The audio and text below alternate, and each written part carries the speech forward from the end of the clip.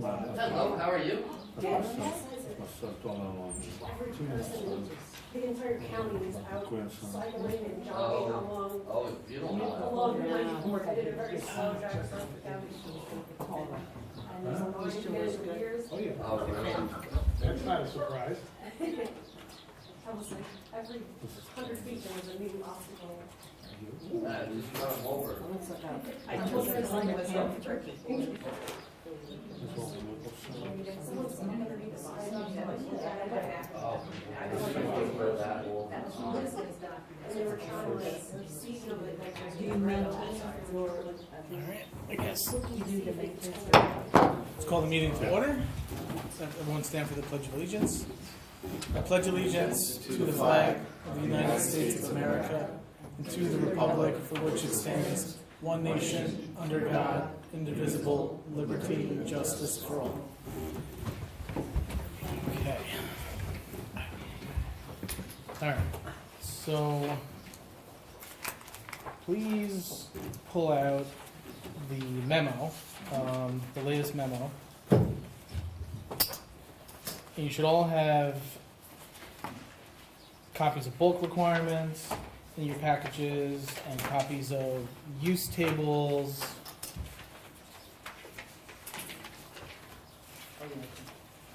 And definitions. What else is in here? It's a copy of the Main Street parking study in case we need it for anything. Okay, so let me just sort of.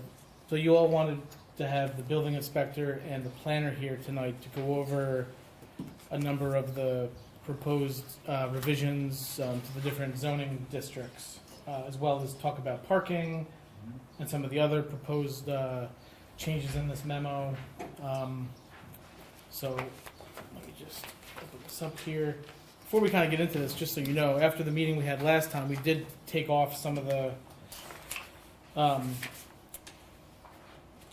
private zoning changes. We eliminated some of those that the board had said were problematic. Those are off.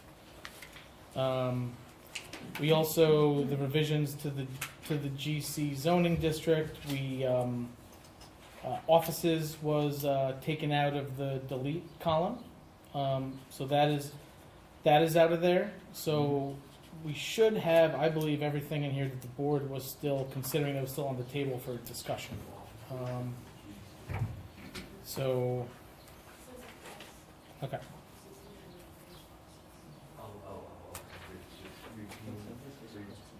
It might be helpful if when you say that, you Yeah. say you're removing the duplicated part, Okay. because I'm thinking you're taking offices out completely. No, Gary, we spoke about this last Clarify. time. Do you get what I'm saying there? Yeah, If no, I jump to that conclusion, other people probably are too. no, we are not taking offices as an allowed use out of the Okay. GC district. That's Thank not on the table. You're just taking the secondary one that was in there, bank offices. Correct? Is that what you told me?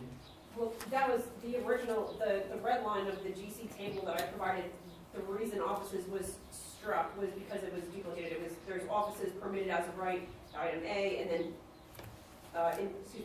number 4, item A, and then number 5 says banks, offices, and restaurants. So it's duplicative, which is why it was suggested to be removed, not that offices should not be a permitted use. It is just the duplication of the word. Same. That's very interesting to hear, and I know I shouldn't be speaking, but it's very interesting to hear because that's certainly not what was implied, is that offices, and which was said, was that offices could not be, if someone had an office and that office left Main Street, that site could no longer be an office. That's what we were told.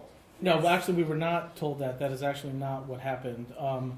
The memo that was put together, that was the town attorney put the memo together, and so that had that line in there. And the reason why it's important to have clarification from the planner is because the planner actually went through this, and so this is why the There planner. were two proposals, Yeah. just so we're clear Yeah. on this. One proposal was going to make Main Street more upscale. We're going to have more restaurants, we're going to have more bars, we're going to have more boutique shops. And so we should remove offices because those aren't the types of uses that would encourage that type of use. The other proposal regarding offices was the planner's proposal, which she just brought up, which is that there's, I believe you're saying, a duplicate in the use tables, is that what, Correct, it's in the GC? correct. Yeah, so the typo as far as offices in the GC could be corrected as per Kristen's recommendation. But that's not what we were discussing. We were discussing conceptually making Main Street more upscale tourist destination. This is a correction that's fine going forward, but it's different from what was proposed. The board decided not to go forward with taking offices out altogether and to leave them in, so it's kind of a moot point, but Yeah. just so we're clear, it's not that, they're just two different things. So, yeah, so that is now out. Is as far as we now kind of get into the adding additional uses. So we have this whole. I don't know. Actually, Kristen, maybe go through this. What's the best way to approach this? Can I ask a question? Are you referring to this memo? This is the one we're going off, correct? Yes. This So is what? we're discussing. I just want to make sure we're all on the Yes. same So page. so what I did is I took Steve's memo that he prepared, and after we went and we made all the edits at the last Right. meeting, I went through and I Okay. took out the things that we agreed to take out, and then I sent it around. And so we're at the point where I've taken out stuff that we agreed to take out at the last zoning workshop, and so now you guys wanted more discussion around the revisions to the GC zoning changes. That's why Kristen is here, just to talk about some of the proposed revisions to the GC zoning. And so basically, some of the changes that we're proposing to do here is, and I guess I'll go to the easy one first, which I think is it's if you go to the uses by special permit, The bottom of number page one. number 11. Oh, or Yeah, I'm now in the table. I'm now in the GC zoning table. So pull that out because we're in the GC. yeah.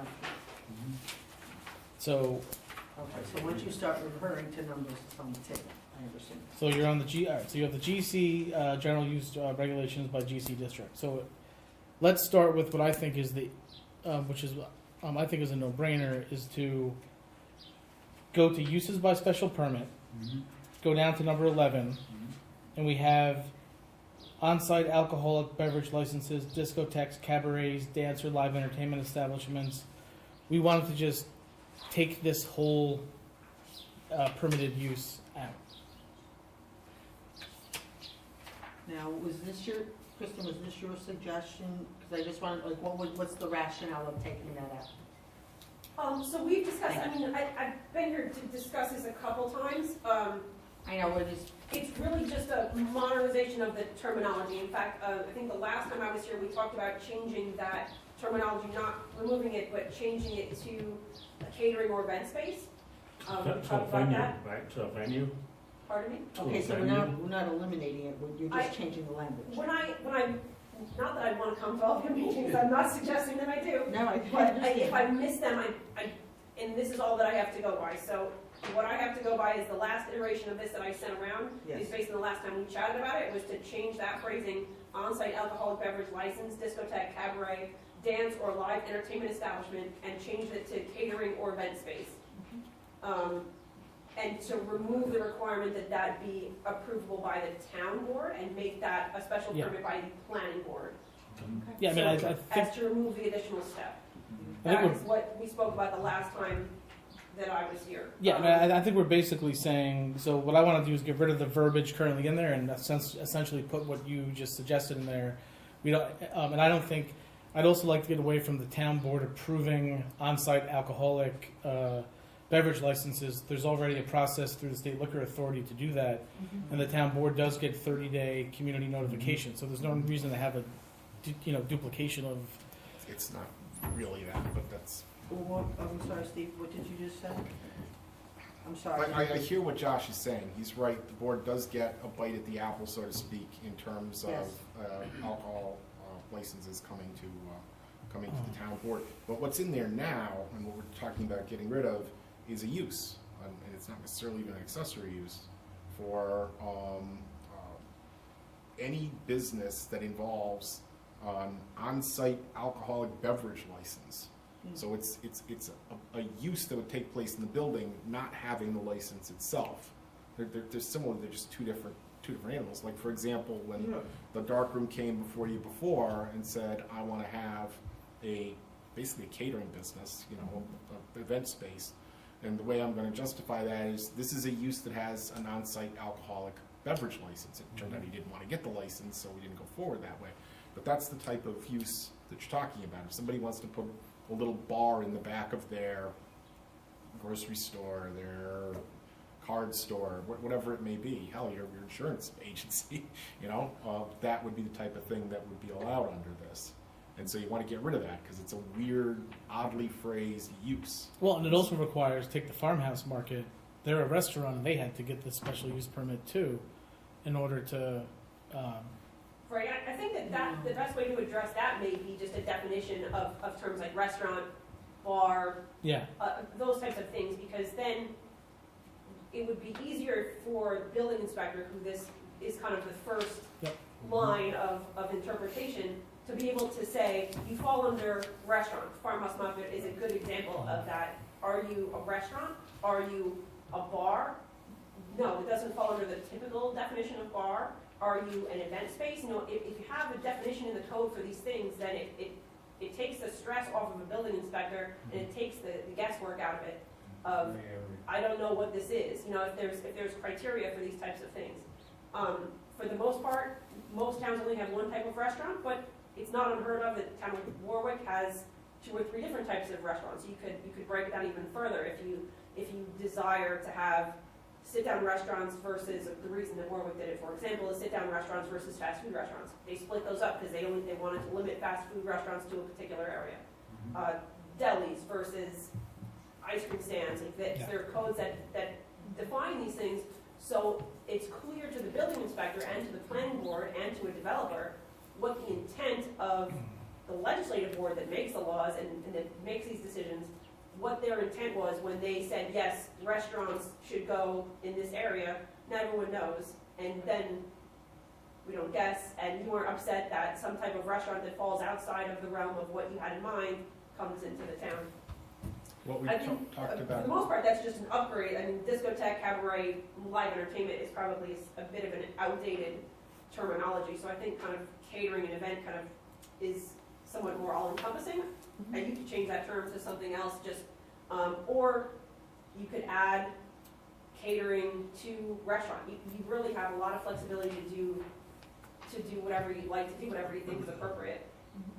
What we had talked about was making restaurants and bars fall under a broader definition of either eating establishments or drinking establishments. In regard to this particular section, if I'm remembering correctly, the conversation at the board meeting last time was that there wasn't a lot of love for discotheques, cabarets, dance or live entertainment establishments. Yeah. There was a possibility discussed of, as you exactly said, having catering or event space permitted. Now, the board was a little confused as to exactly what impacts that might have if they allowed that to go forward. Is it an accessory use? Is it permitted? Exactly why I suggested definition, because catering, obviously a restaurant can do catered events. Does a catered event space mean that there's no restaurant? Does that mean that the food is brought in? Does that mean that there's no commercial kitchen? Does that mean, what kind of, that's where you're gonna have to define it to figure out. You don't have to decide that today. exactly. But that's something that you're gonna have to decide, because otherwise you're gonna be in the same scenario where if something that isn't a restaurant, like a photography studio or an insurance office, wants to invite 100 people to their establishment and bring in catered food, what is that? Again, like you said, is an accessory use? Is a catered event accessory? Can it be accessory? So those types of things kind of need to be answered, I think, in order to avoid having this confusion in the future with respect to catered events or event space. I don't believe there was even a consensus that you wanted to go forward with catering or not. I mean, it wasn't Right. something you decided one way or the other. It's one of those things you wanted to talk about some more. well, I mean, one option, so if you're Right. able to do it as an accessory use, let's say, an accessory use to a photography studio or an accessory use to a beauty parlor. I mean, there are iterations where you have people that are running beauty parlors, but then have private parties in the back of the beauty parlor where they're bringing in, or a video game store or any other store for that matter. So, you know, I mean, there's barbershops in New York City that, you know, have event space in the back of them, and they have, you know, liquor licenses. So, Yeah, and But private events I'm are just- different than liquor license. yeah, I mean, I guess what I'm saying is, so there's different, you know, possible accessory uses, and we want our businesses to thrive on Main Street. So making extra money by renting out your space a few times a month or a few times a year doesn't seem like a bad idea to me, as long as they satisfy the parking requirements. Sounds good. So Gary, in terms of, Mr. Vincent, sorry. No, Gary's fine. All right, well, Gary, in terms of enforcement, right, you have people, if they complain, like, how, are there some suggestions you would have with the wording that's black and white to you? I'm just kind of hearing this now, so I know. I gotta absorb it. Yeah, and I think maybe have some discussions with you. But do we understand this difference between accessory and principal use? Yeah, absolutely, yeah. Okay?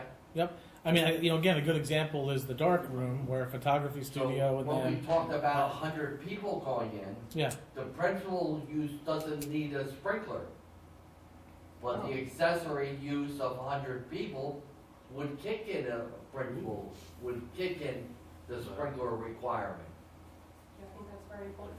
That's So very you- important. So the reason I constantly bring this out, Yeah. the reason we want a building inspector at a planning board workshop, so as applicants come in, we can clue them in early on that you might need a sprinkler system. yeah, I mean, you know, and I don't And think any, that's yeah. where, what my involvement is. sure, Of course, that's. And I don't- Because the principal use yeah. doesn't require a sprinkler system.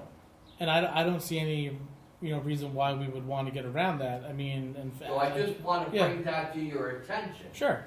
I mean, look, anyone would have to go through the fire inspection. They would have to figure out in the code how to do it, and they'd have to meet the fire code. I mean, just like Mr. Ferrara has to do. So it's Right. no different. Okay, so the fire code dictates square footage, right? Not And necessarily. that's one of the formulas. That's It's what I not just, there's occupancy, Alright. there's type of construction, there's square footage, and you can't just segregate. You have to look at all of them.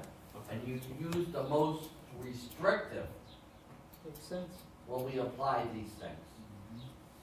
Okay. So it's conceivable that the zoning could allow something, Right. but the fire code doesn't allow it. Sure. Those are just things we gotta keep in mind. Yeah, and I mean, I think that's the job when, you know, someone's applying for something, is that to And make that's them why come to a workshop and make them. we try to sit in on these things, Sure. include like what you're doing with, proposing to do with One Angle of the Road. Sure. They're ultimately gonna need a sprinkler system. Sure. And that affects the site plan, because they gotta now bring in a water line, they show it on the plans. And so we try to clue the applicant in early on with these things. Yep. In Makes case sense. there are thresholds they wanna stay under, so they don't have to put in a sprinkler system. Well, when we, Get to that. I We'll just wanna make sure the No, board Yeah. understands That's a why- principal use, accessory use, Nope, we understand it. Right, because, and there can be conflicts in the code. well, when the board had discussed last time all these items, they're kind of divided into three categories. There Yep. were things you were interested in moving on right away. There were things you wanted to discuss some more, and there were not too many, but I think there was at least one item, for example, the offices, you weren't interested in at all. So if we circle back to this particular item, should Christine and I start drafting a definition for catering events, catering and event spaces? Do you want to talk about it some more? Are you not interested in it? Where are you on this? I'd really like to sit down with you to talk about this in a little bit more detail. Because you, ultimately, you are the one that's going to be enforcing, Well, it's gonna be John Hand. well, okay, but Because again, I'm it's looking to our retire department in that's the the, okay, immediate near future. I don't plan to be here in 5 years. right. And we want to be able to give your department the tools that Yes. they need to to do the But job. I'm here to help as best I can. I mean, you know, I don't know, I happen to think that we should, you know, start crafting something to put it in there into the code. I mean, we should start crafting a definition. We have to start somewhere. We should at least start, I mean, look, it's not, so if we put it in there and it's not allowed and they can't meet the fire code, they can't meet the fire code, but it doesn't mean we shouldn't allow it. I mean, Mr. Ferrara, I believe, has figured out how to do it. So if you hire design professionals and you spend money, you can figure out how to make buildings work. So unless we're trying to not have people do certain types of uses, we should be very clear that maybe we don't, if the board doesn't want to allow people to have gatherings, you know, on Main Street, they should be clear and they should be upfront about it. I think we should allow businesses to make extra money in their space if they can. I'd be in favor of putting in, you know, this into an accessory use if that's something that we can do. As long as they're meeting the requirements and it's safe, I don't see any. You're still gonna have to Why get not? site plan approval, so it's not as though you allow, it's like, you're still gonna have to get site plan approval, figure out the parking. It's not as though this just allows, this isn't like open season on Main Street to have this. You still gotta get site plan approval. It's subject to the planning board. That, you know, Steve, what are your thoughts, sir? Well, are we keeping it a special use permit, or are you just gonna make it an accessory use, or what? I think it should be a special use permit by the planning board. Well, Listen, I want to have a conversation with Gary with that. Didn't we discuss No, this we last did time? discuss it last week, and we were not in agreement. Well, you had a whole week to talk to Gary and you didn't. Oh, I'm sorry. Did I come look for you? Yesterday. Yeah, thank you. Okay. So. Well, Tim, I mean, what do you think? Should we allow the I use want, I of? want to take away the discotheque part out, because I think that's just old language, and I don't want to make it so such Exactly. a public area. No, I think we said we should take it all out. I am for a space that would be like a venue, just so to meet all the safety requirements, the fire code, the occupancy code, you know, that Gary's talking about. You know, I don't want to take away from any businesses that can make money on Main Street. Right. I think I that definitely would don't want be to do great. that, but it has to be done correctly. So, you know, I know, he's had baby showers held in Yeah. there.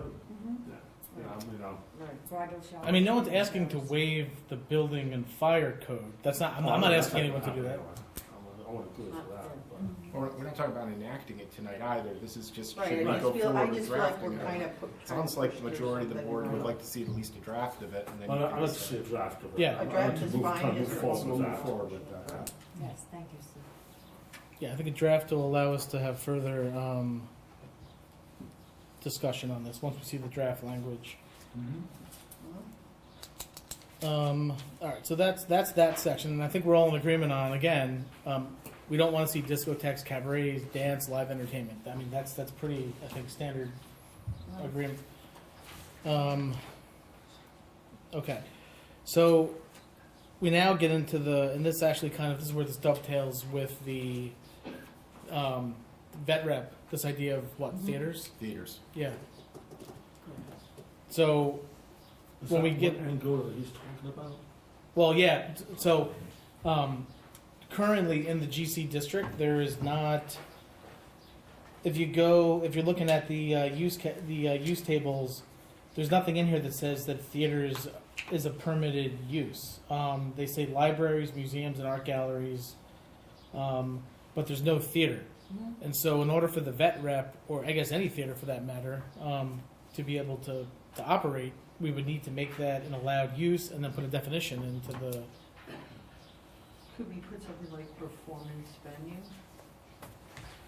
Oh, Kristen? theaters is, we're not gonna have a problem defining theaters. Okay, That's not all an right, issue. all right. The issue is, I just think theater, I think Occupancy? this, I'm sorry, what did you say, Carrie? Occupancy committee? Yes, exactly. How big are you gonna allow? I mean, you know, there isn't a lot of space for these things to be built, but if somebody came in, they could demolish The 2 Chicos. buildings, 3 buildings. Yeah, the Chicos could be used. Is that what you want or not? I no, we mean, want a supermarket. Yeah, clearly, but I mean, the vet rep doesn't wanna say, you know, we're gonna have theaters, but we want it defined as being less than 50 people. We wanna have a theater. Now, that may be all well and good for the vet rep theater property, but Well, it's not necessarily good for every lot that you have Correct. in the GC district. And frankly, I'm not sure what to do about it.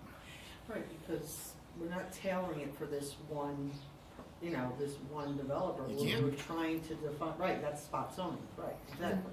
Ideal boutique theater is actually not bad, so if we Well, limit look, the there's a numbers- way to do it by under 50 and above 50. I mean, maybe we tailor it based on the fire code. It sounds good. What do you think?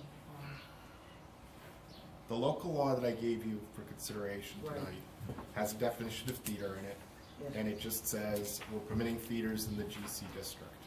Now, that's okay for now, because the whole point of this local law is that the planning board said we don't want to start processing site plan or even really engaging in secret review until the town board signaled that it's willing to move forward by introducing a local law. So you can introduce a local law, it's gonna have these broad, generic terms, theater and they're in the GC district. Once the planning board looks into this particular project and the law itself, I'm sure it'll have recommendations as to, how to narrow it or what would be appropriate. So tonight, just introducing it, hold a public hearing, it's just not a big deal. You're gonna wind up amending this local law before you, revising the text, I should say, before you enact it anyway. I'd be shocked if it went through as is. But this is just going to allow But- the planning board to move their site plan Yes, approval and yes, seeker forward absolutely. without having them wait Absolutely. for us for like many, many months. Absolutely. That's- But it does bring up the bigger issue of if this is gonna be approved and theater is gonna be allowed in the GC, how do you wanna tailor it? It's not something you need to decide now unless you have ideas on it and there's something you particularly wanna move on, but it's gonna have to be addressed at some point, particularly when you enact this local law. Will they be at the planning board workshop on Thursday? I don't know where Steve, do you know where vet rep is by any chance? You know what? I don't have the latest. They were actually at the I last one. don't have it in front of Okay, me, so Out there, Is so. that right? Good time to come to the workshop? I don't remember. Okay. This young lady here could probably let us know. Are you folks on for the workshop on Thursday? You know. Next Thursday. No, it's this Thursday. It's this It Thursday. says that. No, they're in Oh. rehearsals with. Okay, No, so the- next Thursday? What the I planning don't board, remember, I don't what the have- planning I board- could go up and get the sheet if you want, but I don't honestly know. no, they're not. So what the planning board's waiting on from us is to have an indication that we want to advance this. And that would But, be. and that would be introducing the local law and having a public hearing. That would signal to the planning board that we want to advance this. And then the planning board has said, we'll pick this up and we'll start, going through site plan review and seeker. Obviously not getting any approvals until everything is sort of done, but I thought a letter would be enough, but they say that they wanna actually see the local law, not adopted, but When you introduced. refer the law to them, was their conversation? We're gonna refer it tonight, we haven't done it yet. No. Tonight, at the regular board meeting, the town board, I can't guess how they're We- gonna vote, but I anticipate that they're gonna say that, Hi, Star. I'm Sure. confused because at the workshop, they all said that a letter from you guys stating that you were in favor of it would be good for them. That's what they asked us for. that's what I thought, but I heard back, Right, letter's not Gary? gonna You be were enough. there. What I, You guys heard- were there. what I heard was the referral of the local law to the planning board. we're gonna do that to tonight, start Star. the process. That's the That's how plan I is to. understood it. The plan tonight is, we've got a draft local law, and we have a resolution to introduce it and schedule a public hearing. By us scheduling the public hearing and introducing it, that, the planning board attorney says that is the way that it would satisfy. So if the board does that tonight, that would satisfy the planning board and allow them to move forward, while the town board continues to work on the local law. Well, probably hold the public hearing Yeah, open, well, yeah, exactly. We and would hold just, let things proceed before the planning Okay, so board. is it twofold, Josh? So is it that plus the, or is that, does that alone let them know that yes, you want this to happen? Yes, that Or you're is- in favor of it happening if everything goes right? They'll consider adopting local law, which the planning board will take as sufficient to allow them to process the site plan application and conduct secret review. So that's on the agenda for tonight. Okay, okay. It's all positive. What, I'm sorry, no. It's all positive, she said. Oh, good. just if I can throw in about theaters. Yeah, When I think of theaters, what I'm thinking of, their proposal is theatrical Yes. and plays. Mhm. I would also think there should be movie theater, where I'm gonna go watch a film. What I would think you would wanna define them as separate in your definition. Right. You get what I'm saying? Yeah. Play, a stage, it versus where I'm gonna go get popcorn, slushy, and watch a big screen. Their venue is more of a performance room. Like, That's what my take That's what, on it. it's not, I don't see it as a theater, I see it as, Yeah, no pop. no, No popcorn? you have an I'm not intuition. coming. But you get what I'm saying? I Yeah. get, Movie that's theater why I'm. versus That's plays, exactly auditions. the type of changes and amendments I think the board will wind up making before the law is adopted. I mentioned to Josh the other day, and I really don't think the board should get into it at this time, but live performances in a theater might extend to adult entertainment. And I don't think you're gonna want adult entertainment along Main Street no. but live adult entertainment, it has First Amendment implications in it. You can't just zone it out of your town. So if you did undertake to adopt an adult entertainment, Carrie's, I'm not spearheading this, Carrie's saying. But anyway, you would have to, enact a local law that would allow the zoning, the adult entertainment in some places and not in others, and nobody wants to have it by them, and then you have First Amendment advocates coming in saying you should restrict. It's a whole big to-do. So that's the type of thing, maybe for down the line after the theater in the GC is approved, you'd look into. But just like you said, Gary, movie theaters should be separate. There's gonna be a whole bunch of other. A whole bunch of implications. definitions that we Okay, gotta, just, I thought that's Well, why I was there's here. parking issues, there's Yep. lighting issues. I mean, it's gonna be a lot, but this gets it started anyway. this at least allows them to get started. Okay, so that's the theater piece of this. Then we have just some basic, delete beauty parlor because there's already a beauty shop. Delete restaurants and essential services, right? The second restaurants. and Yeah, we talked yeah, about exactly. We already replacing have eating and possibly- drinking. We already have eating and drinking houses. And essential services, which I believe we defined as what, like the Verizon building and those types of, which, by the way, caught on fire. Well, actually, yeah. Yeah, I mean, that could have been bad if that went up. And then the other, I think that's it in the GC district, unless Yeah, the. then you move on to AR. Yeah, and then kind of moving on to AR. This is where we're getting into allowing. So if we look at revisions to the AR, that would be add permitted accessory use. We would either add a hotel or accommodations to outdoor recreational facility, subject to site plan approval by the planning board. So if you look at, if you go to ARR and you look at, let me just find the correct, if you go to uses by special permit, number 1, outdoor recreational facilities, including golf courses, we would add, it could either be hotels or accommodations, would be added to, add that as a permitted accessory use, which you would then find under, so I'm sorry, I'm trying to find this here. Yeah, sorry, number 11, yeah, so then you would add then accommodations, hotels under the permitted accessory use to outdoor rec facilities. Well, the issue with the hotels was a matter of size, as I recall. We talked about a boutique hotel with limited height, as opposed to having the Hyatt come in with a big red Yeah. sign on top. Exactly. And the question was how to define that and how far the board was interested in going, and you wanted more time to think that over. So currently, well, the reason why I gave the bulk tables is because in the ARR zone, for use group H, which is, if you go to the bulk requirements for residential districts, which the ARR is, or is that, yeah, sorry, G, yeah, so, use group G, and you should have this, right? You have the bulk requirements. So we already have established bulk requirements for use group G, which is, as you can see, it's already allowed to be 40 feet in height, maximum development coverage of 15%. The FAR is whatever that is. So we already have, like, that's already in place. So right now, if somebody wanted to come in to an outdoor recreation facility, they could build the building to 40 feet.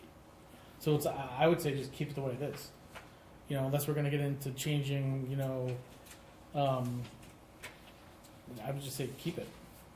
Since it's already allowed and Well, it's been. is it adequate for a boutique hotel is the question. Yeah, I think that, I think that gets you what, 3 stories? I mean, right? And, Stores. yeah, I think that gets you 3 stories. So that seems adequate Board's happy with it, I'm happy to with me. it. There's no reason Sounds good. there's no reason to change what's It's there. been there, so.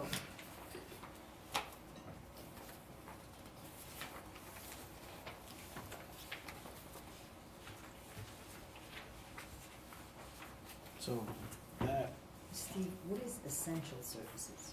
Essential services is like public, utility services. Oh, I see.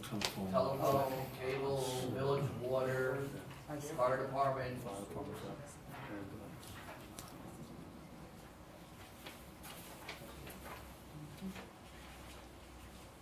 Is the Clinton Street building in the GC district? Yes, the, That's town-owned, so that doesn't matter. The Clinton Street building, we used to call it the Kovac building. Oh, the, yes, that's. the ambulance building? Yeah, but it doesn't matter because it's town-owned and we're exempt from the That's zone. town-owned and they're So exempt from essential the rural services went out, regulations. it wouldn't. Yeah. So, all right, so that's, I guess I would, I mean, it's that, so, we have the You're ready to memo. move on that. Yeah, I mean, I think we should sort of move on that. It looks like, you know, unless there's any more defining we have to do here, I mean, we kind of have the bulk requirements are in place if we're keeping them. If I could ask. Yeah, Gary, did you read the definition of clubhouse that's proposed? Yeah, I skipped it, yes. Are you okay with that? Does Yeah. that present any issues for you? No, no issues for me. No. Okay. okay. Yeah, and I mean, that would be good to get some certainty around what a clubhouse is because it's currently not defined, correct? A lot of things are not defined. We need a lot of definitions throughout. Just a heads up for you. Okay. So I would say that we should sort of, this should go into we're gonna move on this category, I would think, for the ARR. And then the GC district stuff, we're gonna have to work on definitions, but this seems more ready than that. Then the next piece here is the off-street parking requirements, which we have we have this, the language that Kristen drafted. Yeah, I have it. Do I have it? Okay, yeah, so this is the, 158 okay, so 158-16A. So we've got Kristen's edits here, which we, Oh, that one page. yeah, this is the, you should have this one here. Josh, is it this one? No, No, this one. no, it's this one. This is the one where Oh, yeah, okay. where we would allow the planning board to waive up to 100% of the parking requirement, where, if you read it, where the applicant demonstrates, based on a written narrative and analysis and/or documented shared parking agreement, At the end of this. that the parking demand requested to be waived can be accommodated. So, I mean, a good use for this would have been, you know, the dark room went out and got a parking agreement. And so let's say someone else wants to open something up on Main Street and they work out a parking agreement. Let's just say, for instance, like A morning use and then afternoon use and the evening. or even, I'll just give an example, vet rep, right? So what if they work out an agreement with the Cornwall Plaza owners to allow 50 or 80 parking spots for when they're open, and they can use that to. Who's enforcing? Yeah. What do you mean with enforcing? Who's gonna enforce that? When the people buy theater tickets, they come and park on the Chico's area and they walk to the, Well, theater. no. But this would be like the dark. No, but hear me out. This would be like the dark room, right? So they have an agreement with Parinaz to provide the spots, and they have to have a written agreement from the plaza owners saying that these spots are available. Such and I'm just giving an example because this is exactly what the dark room did. They have the contract with the dark room that for a specified period of time. They had to give a copy of the deed to show ownership, and they worked it out. That's exactly how Jimmy got his parking, was the same exact scenario. So, let's say another applicant wanted to do the same thing, they'd have to go to the property owner that had the parking, they'd have to work out a parking agreement with the property owner. The planning board or whoever would have to decide that they met those standards based on the parking agreement. I mean, this is nothing more than what we let Jimmy But do. the dark room has parking agreements with the adjacent properties.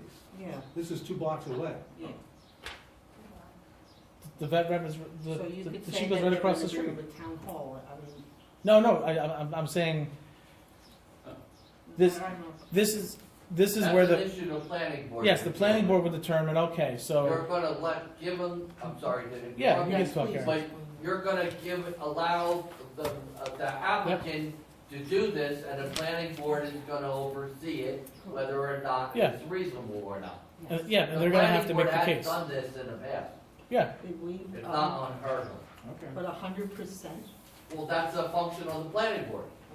Let's keep your focus Yes. to Yes, the zoning ordinance, give the tools to the planning board Okay. to do and help an applicant, and let them decide whether or not it's reasonable or workable or not. Point well taken. Well, the issue, okay, then that point is. That's all, I'm not, Yeah, because to the layperson, it sounds like, okay, waive all the parking, and, we already have issues. you're giving the planning board the tool to help Okay. an applicant, if they can demonstrate, we're gonna have a function at 7 o'clock in the morning, Okay, and we're gonna be out of there by 9:30.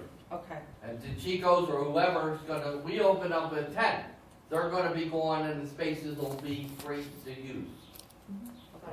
And that's to say, the planning board would look at pedestrian safety as well, so if it's yeah, everything. 5 blocks away, the planning board's gonna say, hey, how are people gonna be walking, if you're anticipating that, how are we gonna be getting from point A to point B safely? The answer isn't, darting across the parking lot or anything like that. The planning board's gonna accommodate pedestrian safety, whether it be crosswalks, and maybe an applicant would need to think about improving the crosswalks, or improving pedestrian safety in some way. So those are things that the Yeah. planning board certainly does think about. You have a really good, planning board that thinks about all of those things. And like you said, they would need to provide an analysis that does show parking, the times, if it's, We For call it a example- shared use. right, it's shared use, so Right. if a use is during the day, and then it has apartments, I think the farmhouse market we talked about, they have apartments, but the stores will be closed when generally people need to park overnight for apartments, they're at nighttime hours. So those are kind of things that the board looks at, kind of all of that. And it's good to reduce the amount of pavement, but at the same time, you certainly want to accommodate, you don't want to create a scenario where your business district is overrun with parking, with uses that, especially if you have businesses that have their own parking lot, you don't want their parking lot overrun with their neighbor's parking requirement, you don't want the street overrun with a neighbor's parking requirement. So I think the board will take a serious look at that, and I don't think that they'll necessarily take 100% waiver at face value simply because an applicant requests 100%. Yep. I'm not sure that the planning board would simply just agree to that. It's just allowing it. I mean, I guess. Giving them some tools to Yeah, use exactly. for judge each application judged on its own. have Well- we looked at, I know it says 100%, I guess that's the number, Gary, that's, are there other municipalities, and Kristen, maybe, I know you work with other municipalities, do they have this 100% waiver, or?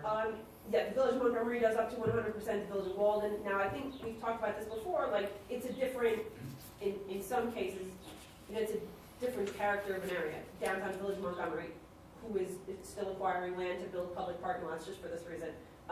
Downtown Village of Walden, again, there's sidewalks, there's crosswalks, so those are things you have to make sure that you have, because this is a town, not necessarily a village. So I think that those you have to be carefully considered, but there are, yes, there are other municipalities that do that.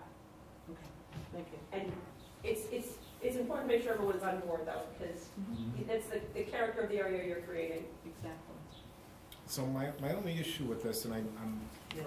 completely understand the idea behind it, and I'm not nonplussed by having 100% waiver or anything, is the waiver can be granted if there's written a narrative analysis, documented shared parking agreement, to show that the off-street parking can be accommodated off-site. I think if all those boxes are checked, the planning board's gonna be hard-pressed not to grant a waiver, if not 100%, then darn close to it. And accommodated off-site, as we just discussed, could be pretty far away.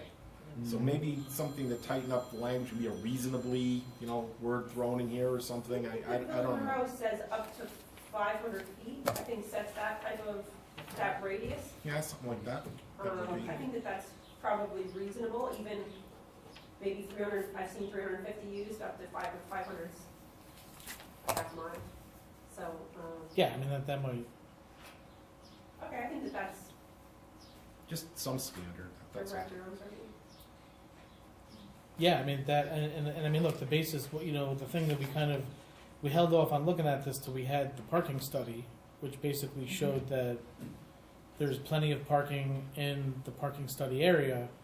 It's just that, and so for me, this forms the basis for allowing this. And then the other thing I would say is that, again, no one is saying that we're going to just allow people to do whatever they want with parking.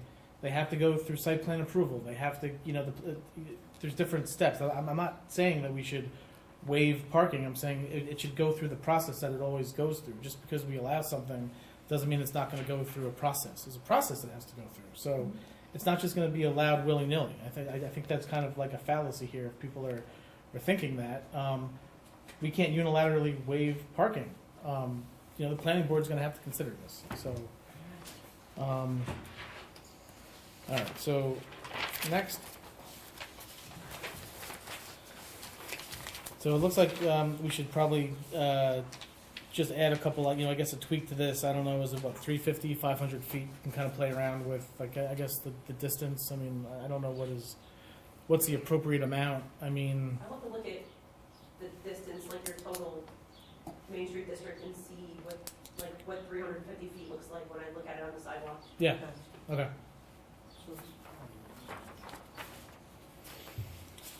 So then we get down to religious uses. The board was in favor of that. Yeah, I'm just kind of moving ahead with that. Okay.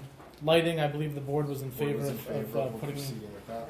and in fact, RPC should have been there earlier today, turning the lights down in Cornwall Plaza.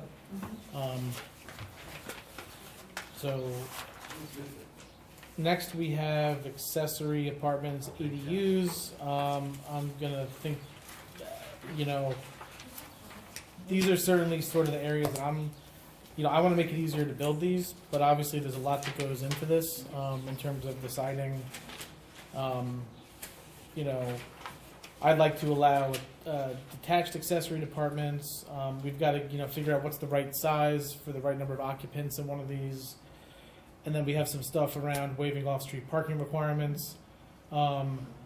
Well, rather allowing the planning board, based on consideration, if it would work, they can waive it. If not, yes, I was going to ask you, Garrett. Accessory dwelling units are Yeah. not regulated by the planning board. They're Right. sole discretion Oh, of it's the the- building inspector. Okay. That was changed probably over 20 years in the code when I had people needing to do it, and the planning board said, why are we dealing with it? Gotcha. Right. So they kicked it over So- to the building department. So would you? So there's no planning board review and Okay. an accessory dwelling unit. So if we gave you the ability, let's say, because look, certainly in some circumstances, Well, let's go over what the rules are now. yes, Has to be an owner-occupied house, sure. minimum 6 calendar months a year. It's limited to 750 square feet. I will agree, that size is a little small. Okay, I'll agree to that. Okay. It requires parking spaces. The residence requires 2, and the accessory dwelling unit would require 1, and it has to be on the property. On the property. That's currently. I think sometimes when you say off-street parking, you're confusing people. Yeah, sorry, yes. So So, I'm just trying to Okay. share that some of the things you say, okay, I think what you're intended to say is not the way it's coming out. sure. So accessory dwelling units have to provide parking on the property itself. Okay. Yeah, doesn't accessory apartments have to have, follow fire code obviously for, have 2 means of that egress and exit, It has all to, that? it has to be built. It can't just be like, some type of loft up in somebody's garage. No, it has to have egress, a window, natural light, ventilation, heat, water, sewer, all that. I'm just giving you the zoning requirements. Okay. So owner occupied, 6 calendar months per year, it's limited to 750 square foot. And there was a third, what is my, You have On- parking on- spaces the on parking property. on, it has to be on site. On-site. And then what I want to throw at you, who's living in these? Normally, it was intended for a elderly family Right, to let the kids take over the main house yes. and put mom and dad in this small apartment. However, the wording in the code doesn't say that. Right. But you can't, You can flip flop. but you can't actually define who's living in there, though. You can't legally do No, that. no, I'm Yeah. just wanting to make sure you understand. Yeah. Normally, you're thinking Sure. the younger family is taking the main house and the parents are getting the apartment. Now, when mom and dad, part of my friends, die, what do you do with that space? Well, if it's permitted, it's allowed. I mean, look, Well, I want to make sure you understand this. I They do. now I do. rent it out to whoever. So this is this is a good way to add additional housing units without having to build, additional apartment buildings and housing units. So it's a So way. right now, it's it's a not low impact allowed way to with do a that. detached garage. Sure. It has to be a part of the main house. Yes. Right. So what Right.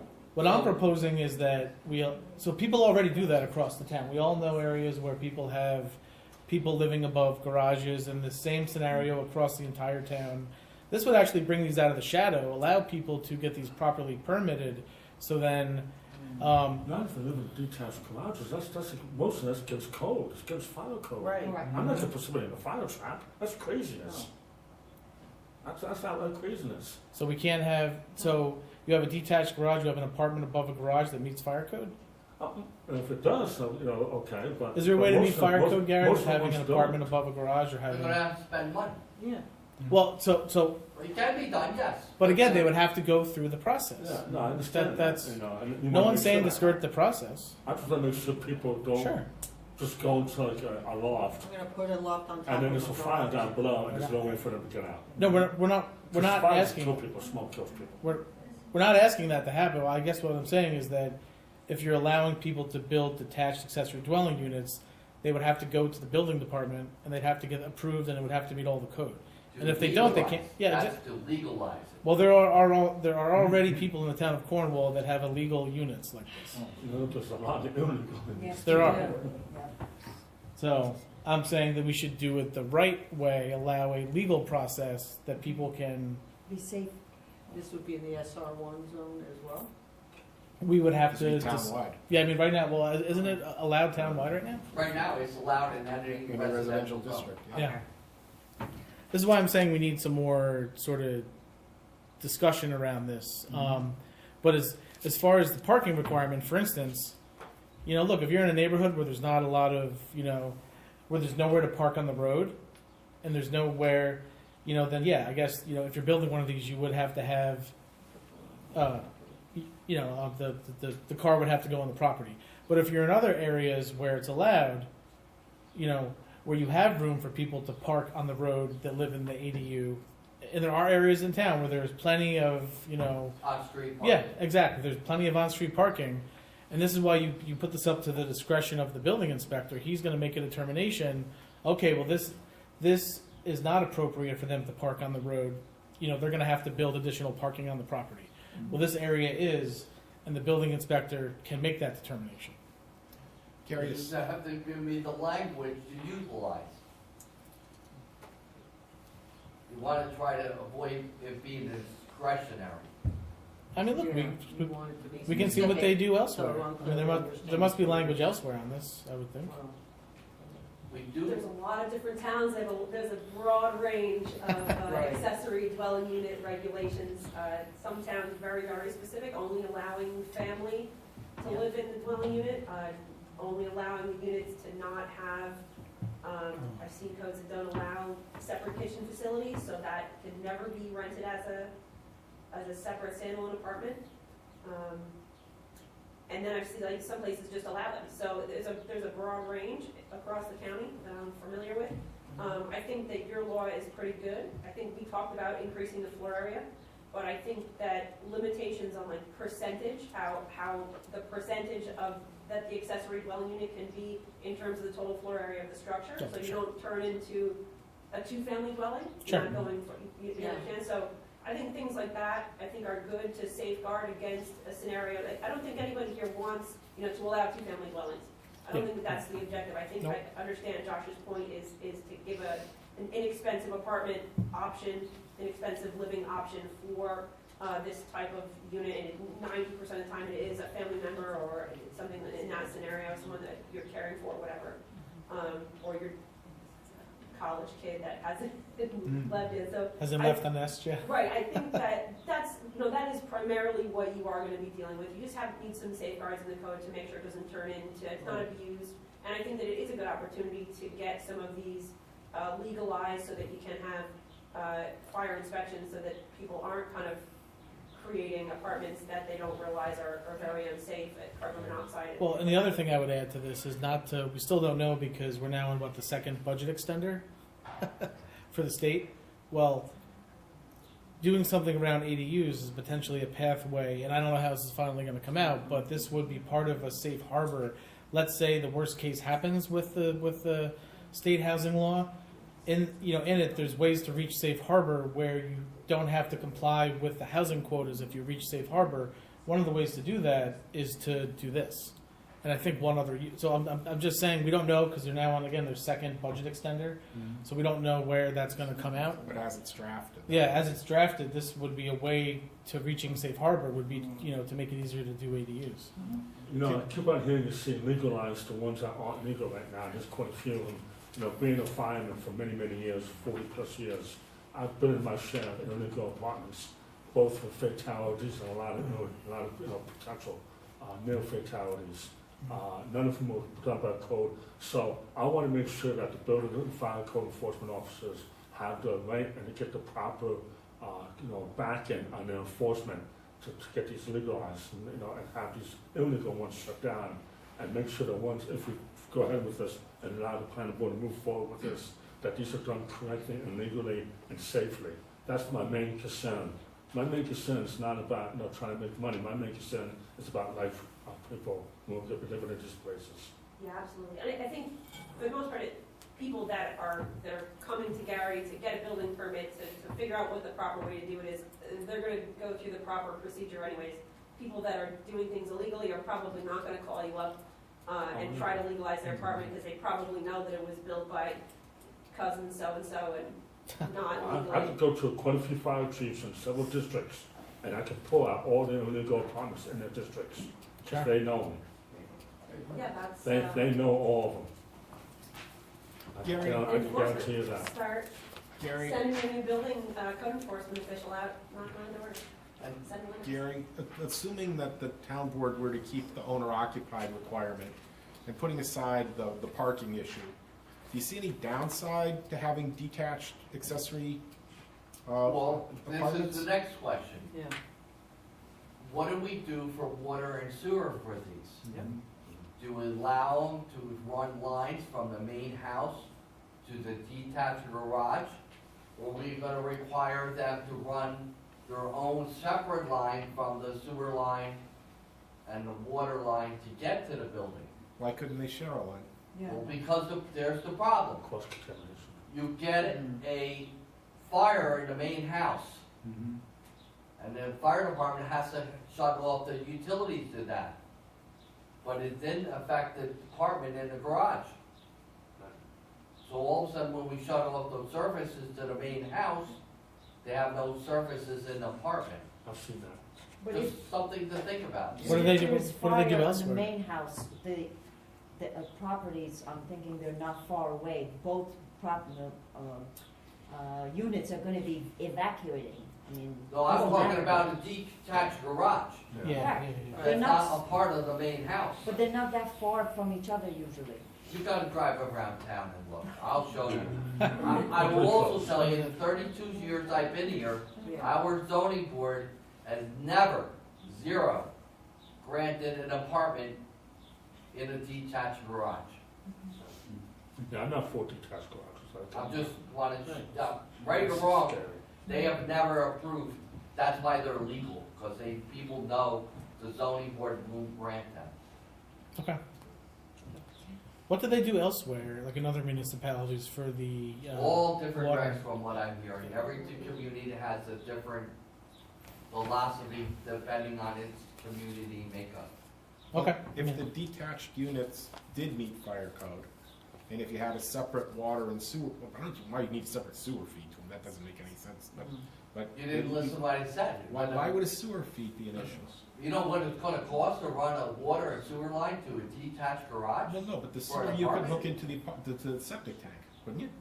If you're Just on one septic, but, Well, if it's a sewer line, I don't see that would be an issue. well, with a septic tank, you have either an engineer's design to increase the bedroom count. Well, yeah, it would have to be big enough to accommodate it, no question. Sure. Okay, And if it so wasn't, then there you are could- then you- expenses that go with these Oh, things. yeah, no, it may be that it doesn't make sense financially for somebody to have it detached, I get that. But I'm just saying, should it be allowed at all or not, as far as that goes? That's, If you had a That's separate your water decision to feed make. so that the fire Yeah. wasn't an issue, and it met fire code, would you see any downside at that point? just what happens when the main reason they're having it, they leave or die. That's all, this, and inflicts, how do you, neighbor complaints, noise. College syndrome is what I call it. Well, if it's owner occupied, you'd think that would be a minimum, wouldn't you? I mean, But you're if not you gonna. don't require owner occupied. it can be I don't think like- anyone's saying to change that. Okay, I don't know what you're I thinking, don't- I'm just I- trying to, So, I mean, look, you know, we currently have a short-term rental law, and we've held. accessory dwelling unit's not gonna fall under. No, short-term rental. but what I'm trying to say is that we take a pretty tough stance against, you know, you gotta be owner occupied. You know, we've actually brought people to court over parties and things they've held there. So, you know, who knows, maybe we make, have you ever seen where, folks that build ADUs have to register with the town? You create an ADU registry? Is that? Village Goshen started that, and it has not, I hate to say not successful, I'm not sure that that's the term, it has been used successfully yet. Not a lot of people reaching out to, that are currently operating, whether it's accessory dwelling units Sure. or Airbnb, not a lot of them calling the village and saying, hey, I'm operating a really successful, lucrative business over here, how can I pay you? No. I mean, look, just like, Gary, how many short-term rental permits do we have? 8. 8? Yeah. Out of how many they're doing? Right, no, it's the same, I know it's the same in Warwick, it's the same in Goshen, it's been a struggle, because people are kind of, I mean, Airbnb is set up to allow people to kind of be anonymous. Oh, yeah, of course. No, I get that, yeah. And the big thing you hear from, I need it to help pay my taxes. Oh, yeah. That's the biggest line that I get. That's when they throw up this house. So does the board want to see a draft on accessory apartments? I mean, Do you I'd like to want- get what do you want something so we can have something further to talk about, and we can decide if we're gonna Do it. Take if it. there's any harm in doing a draft. No. But they're not running, it is my office to file. What did we do with this, lot line change? Did we agree that we were gonna try to come up with language on this?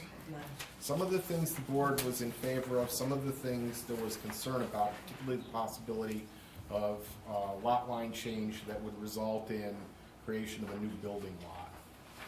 The language in here kind of accommodates that. Let me just talk it over with Kristen a little bit more. Okay. You already have the draft language here, so Yep. we can certainly include that. That's gonna go in a separate local line. No, it is, it's got it. I thought The idea with the lot line change, I thought, was to eliminate the public hearing part on That's what I planning. thought too. That's what I thought. Lot line change to me is not something creating a lot. What I'm told by the planning board attorney is that under our code currently, a lot line change falls under title of a subdivision. Right. A traditional lot line change means you have a property, they're both pretty close to a half acre, and we want to move the line over 10 or 15 feet. Makes sense. We're not creating a new lot, Yep. we're just moving the boundary, the property line for whatever purpose, to legalize a shed or something, give the property a room to put an addition on. And what we're looking to do, or at least my request, was to eliminate the process that they have to have a public hearing. Right.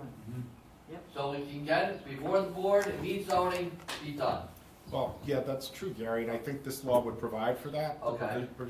The issue is if you have a lot that meets and in fact exceeds the required lot area, and an adjoining lot which is non-conforming, it's too small to build on. Heck, it could even be a gore. And you're gonna take the lot line and move it over, so you end with two building lots instead of one building lot and one unbuildable lot. Neighbors wanna know if there's gonna be another house put in next to that existing lot that meets code. So that's where we were trying to hash it out. And again, I That's think not what this- we Wouldn't that experienced. require subdivision after the, I mean, you. Well, that's the idea. Either that, or if it's just a lot line, you treat it like a subdivision, you require a public hearing on it. Yeah, I think if it creates an additional buildable lot, No, if you, an additional buildable lot, yes, that's right, then you should have a public hearing. correct. But that's not the majority of what appears It before. isn't, but if you're gonna put in a provision that says there's not gonna be a public hearing, you have to make sure that you clearly distinguish between. Okay, But but didn't- that's really what we're looking to try and And I think do, this simplify. language is right about there, I just Okay. want But I think when we brought this up last week, when I just said, like, how, are we gonna come up with a number, like how many feet? And I think, Gary, you hit on that point. We come up with a limit of how many feet we're adjusting it, and then you wouldn't be creating a new lot, you would just be changing the lot, correct, Gary? The That's what you're- that's what- majority of lot line changes Right. are just to try and Yeah. Shut up. resolve fence or some something. kind of particular zoning issue. Right. They're not looking to create a buildable lot out of something that's not. Majority, Like, 90-some%. well, like historically, like I've known people where they moved in and people lived there for a long time, and there was like a fence that was actually on the other person's property, and all they wanted to do was the lot line changed, and that they didn't want to go through a public hearing. I think that was the intent that we were looking at. Exactly, yeah. Okay. Okay. So, next up, we have private zoning changes. Obviously, we know what we're sort of doing here. We have the local law for the vet rep theater that we're gonna talk about in the work session. We have the Route 32 Tondo property, which we're currently trying to get him in to meet with the planning board consultants because he is gonna have to do possibly some type of site plan approval and to make sure that the use he intends for that property is going to fit within highway commercial. So we have a little bit of work to do on that. We have this Route 9W, the gas station parcel. That's that shack currently off of the Angola exit over there. Sounds like that's a similar thing. We would need him. pre-app meeting Yeah. with the planning board Yeah. so they can narrowly define what it is they need for zoning change. Then they would come back to this board. It may be that you have to introduce the local laws on every one of these. Maybe we can work it with the planning board, but they'll just take a letter. I don't know. Doesn't an NW gas station have to work with DOT also because, They're gonna need DOT approval. Yeah. That doesn't have anything to do with the zoning change. yeah, okay. Yeah, I mean, look, if they want to proceed down this path, I mean, they're welcome to. And if the DOT says no, well, then that's, Okay, so, is there any other questions for Gary or Kristen before we move into the public hearing on the proposed local law? Thank you. Thank you very much for coming. Or excuse? This is the You're talking about the volunteer fire. Volunteer, okay, Yeah. I'm sorry, I'm just, we're Yep. switching Right. things. Yes, Good night. thank you. Thank you. Good night. It was very helpful. Okay. So, you should have in front of you here a package We have the proposed local law, property tax exemption to volunteer firefighters and to volunteer ambulance corps members. In your packet, you should also have, we have the affidavit of publication, so we've met that requirement for the public hearing. You know, as you're aware, this is the law that the governor signed in, what was it, last November? She signed it? December, actually.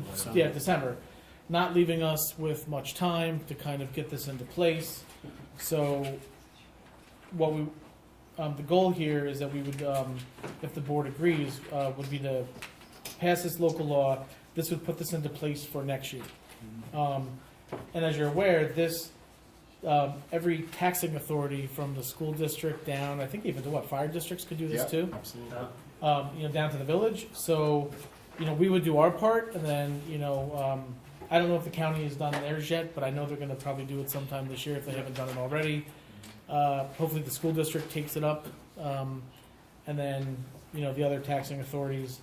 But by doing this, this would grant a 10% reduction in what, the assessed value, I believe? Assessed value. Yeah, which is, you know, much more than the current tax credit that, you know, that you're entitled to, or even the current tax exemption that you're entitled Well, it would be if all the taxing entities. to. Sure, did. especially the school district. If the town is the only Yeah. one who does, then it's probably gonna be more advantageous for Yeah. EMS workers and volunteer firemen to take the tax deduction allowed under the tax law.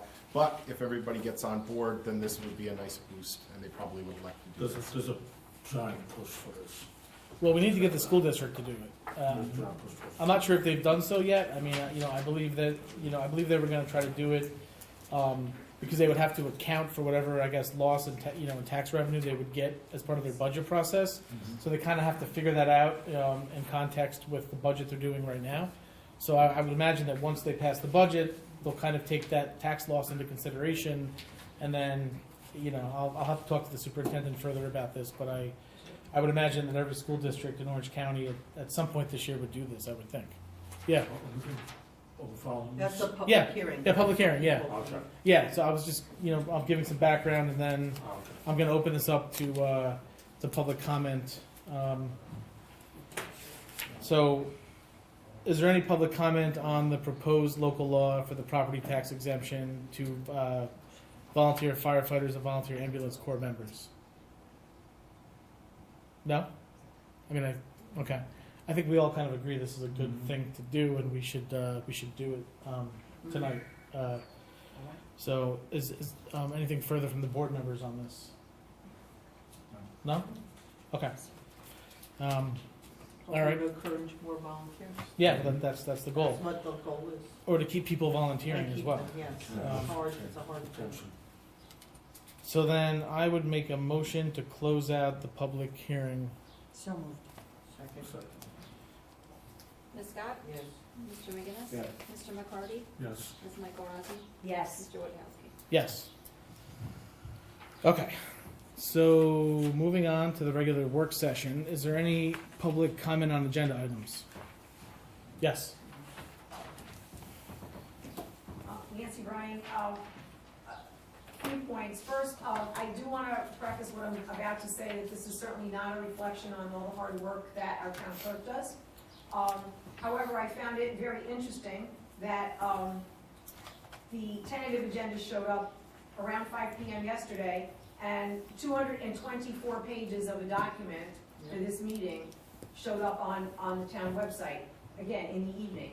I certainly hope your board is able to see 224 pages perhaps Friday, so that they would have the weekend or several days to look over that many pages to be prepared for this meeting. I find it very unfair to the community that documents of that size and an agenda that's quite lengthy with very important topics on it would show up so late.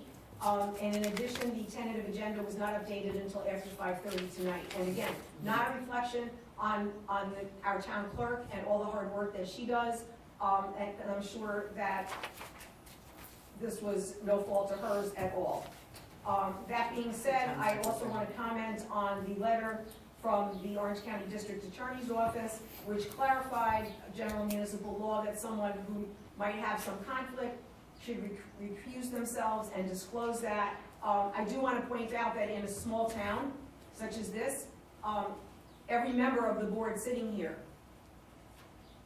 could potentially have a conflict in so many different areas that you oversee and properties that you own and activities that you are involved in, okay? So I found this letter rather interesting, that it's showing up, but also the fact that it was clarified that the person recuses themselves, as is done on any board that I have sat on. But I think that perhaps when you're looking at that, each of you might think of, maybe if I own property here, I shouldn't be making a decision on something that could affect the value of my property, or if I'm involved in this. I think this is interesting, and maybe I'm having a far reach for that, but I just find this very interesting that this is showing up, and we seem to be taking quite a bend on this topic now. Thank you. Just so you know, Nancy, that's a generic letter. That was sent to every municipality in the county. Okay, That thank you. wasn't targeted to Cornwall at all. Thank you. But it's a good guide to make us aware. Yeah, I mean, just to make clear here on this, so the reason why I believe he put this out is that now is the time when various ethics committees across the municipalities are meeting and we have the disclosures due. So he sent it out to everybody based on, and having spoken to the DA at a meeting a couple weeks ago, he said to me that he's been getting a lot of complaints about this from various residents from municipalities across the county, so he felt the need to put it out. And he sent it to everyone. The mayor got one, we got one, everyone got one. So I felt like I would share it with the board because it was addressed to me, and I'm sharing it with the board. So there's nothing, and as you know, next week, our ethics committee is meeting at 6 o'clock? They're supposed to, we may have to bump it to May because we may not have a quorum, Okay, but it's scheduled. our financial disclosures have been due to the clerk, so we do have those. They've been submitted. So the ethics committee will be reviewing those, and then obviously whatever they come back with, that's a process that the ethics committee and the town attorney deal with. Every year. Every year. We do it every year. Okay. So, all right. So, first up, obviously we have this property tax exemption for volunteer firefighters and ambulance corps members. We're gonna hopefully approve that in the special meeting right after the work session. Number 2 on the agenda, we have pickleball. I'm still waiting. Van Etten Contracting was supposed to give me the final quote. As you recall, at the last meeting, we spoke about the basketball courts up top and putting in some fencing, putting in some lights, and then building a proper and properly resurfacing them to match the same surface that's on the tennis courts. And so until I get the Van Etten quote, I want to have 3 quotes to be able to compare to. So I was told that I will have that sometime later this week, which I'll share with the board. But we're not going to act on this tonight. I just wanted to give the board the copies of everything from striping to fencing to different quotes on the surfacing. I just want to look, all right, so the first one, because I know this also came yesterday, right in our packet yesterday, I believe. And so the first one is, it says layout and paint line, so I'm just going for the A+ striping incorporated. This would be to stripe the lines. Okay, on so the- this is just to stripe This is the just- line this for is just one striping. pickleball court. Yes, this is just, And this would be the one that's above this would be the basketball. the basketball. Yep. Okay, I'm just Yep. trying to understand what's the second one, right, the sport tex acrylics that Councilwoman Michael Rossi was able to get. This looks like 2 pickleball courts, and it looks like it's specified by the United States Pickleball Association, is that correct? This looks like this would be done again above where the basketball courts are? Everything is above where the basketball courts are. With this also, all right, and I see it's for 15,000. I mean, there's a lot that's done to it. Will this impact the ability of the kids and their families to play basketball on there? No, right now, we're not proposing to take down the basketball nets. We're just proposing to Because, you know, we're proposing to resurface, to put the lines in. We would keep the foul lines in. I've spoken to Okay. to some of the pickleball players.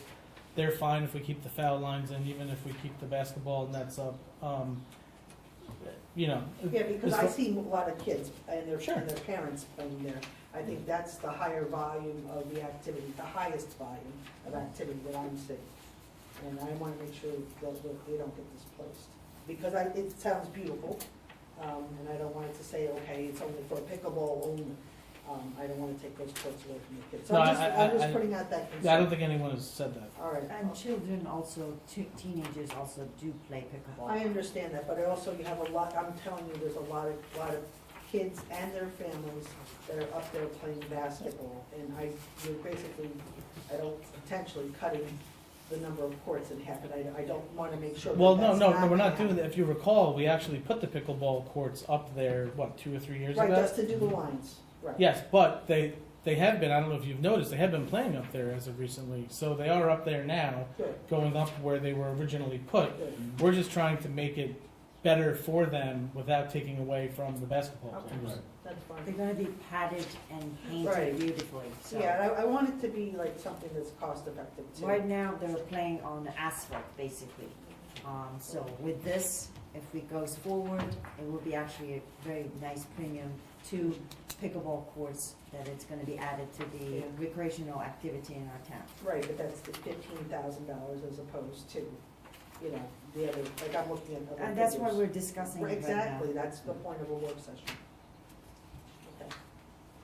It's a big discrepancy. Okay. And then, but I do agree about the fencing. I think the fencing is an excellent idea. We need to finish that from, a couple years ago. So that's good. Okay. And We do have the then you have funds for another it. bid that Council Willie Michael Rousey received. It's for, pretty big. Just for everybody's I'm just information, Yeah. these are not my cousins or family members or anything like No, that. but These it's, are- but no, just- I'm just saying you acquired Yes, these as a tennis courts. professional and where I work at Sports Parks, our courts are being done almost every 5 years. So I have the ability to reach out to the pros that they work in our area, and they're actually, because they know me and they know us, they provide with the decent, much more decent prices. So it's an advantage, I would say. Okay, so next up we have oval tennis. So this is another one, and now here's the thing. So this is where we're going to have to get into the standard versus prevailing wage. Something we're going to have to, talk about.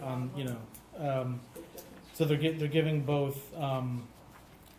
But again, this would be to do the pickleball posts, footings, and nets, 4-layer acrylic system, which is the surface, and pickleball lines. And then when you get to, you've got the RPC electric quote to put in the new lights. So I guess what I would say is that we have a couple of options where we have, where they'll come in and they'll resurface, they'll put the lines in, they'll do the nets. Then we have an option where, for instance, and we're waiting for Van Etten to provide the quote, where they would just do the resurfacing. We would then hire another contractor to do the lines, and then have RPC or another electrician do the lighting. Plus, catch them fencing, do the fencing. So we kind of have some different options, but we need to get the quote from Van Etten so we can decide if we're going to go with one of these that's going to, do about 3/4 of it, or where we're going to kind of do a la carte for like 4 different. So we get the best pricing. I said the best part. Exactly. Because So they're all gonna have to be prevailing wage. yeah. Yes. Yeah, Yeah. but still, Okay. I Yeah. mean, it's a $6,000 difference. It's Yes, it is. unfortunate. But I guess what I would say is that, so we've got, we do have money in the rec fund. We've already decided that the Delavadova funds are gonna be spent on, we have to replace that bridge that goes out to the gazebo. Right, it has to be So- earmarked for maintenance. So we were going to, we're gonna have the engineer design something for that, but that's where the Delavadova money's likely to go. Whatever's left, we'll have to come up with some other projects, but we do have money available in the rec fund that can be used for this, the recreation fund. if the board decides to proceed. But I'm waiting on the Van Etten quote before we can, Oh, okay, so this isn't ready, okay. no, I was just, No, but there was a lot of information here that Yep. I thought we should go over. then we have the local law. So this is actually for the Vet Rep Theater. You know,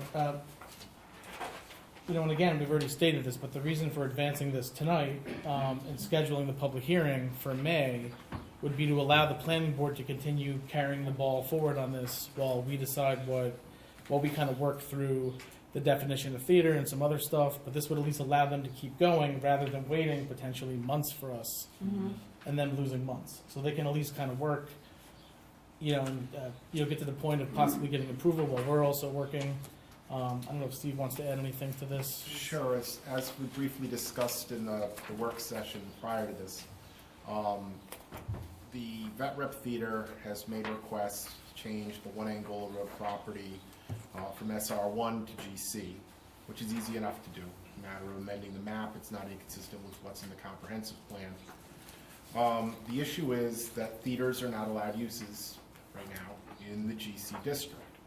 So in order to grant the zoning change that the Vet Rep Theater is seeking, the town board is going to have to amend zoning code to allow theaters as permitted uses or special permit uses or whatever it is he thinks appropriate in the GC district.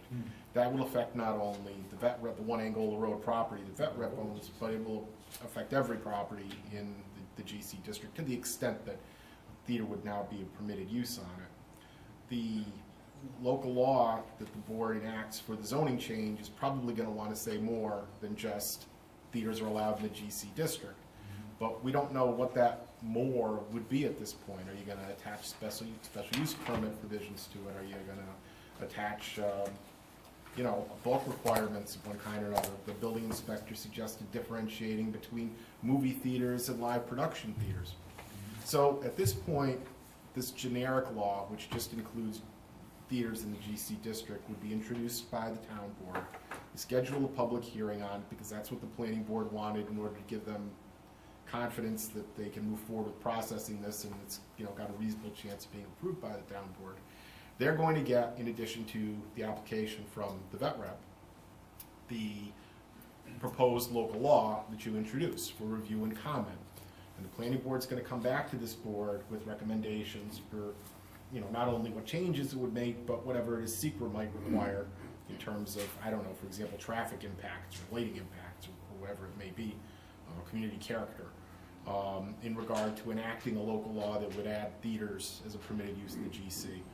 This board will then take that information and I'm sure want to craft changes to the local law that you have before you now. But all of that doesn't interfere with you introducing it and just noticing the public hearing on it, especially with the understanding that you're almost certainly not going to be closing the public hearing and taking action. In fact, you can't until SECRA review is done and the planning board will be undertaking that. So this is kind of a way to get the process started for Vet Rep, a way to get the process started for making this particular change to the town code. It's going to be separate, obviously, from the omnibus changes that we just discussed in the workshop. But that's what you're doing tonight. I'm concerned about allowing this use in that particular area, which I favor, Right.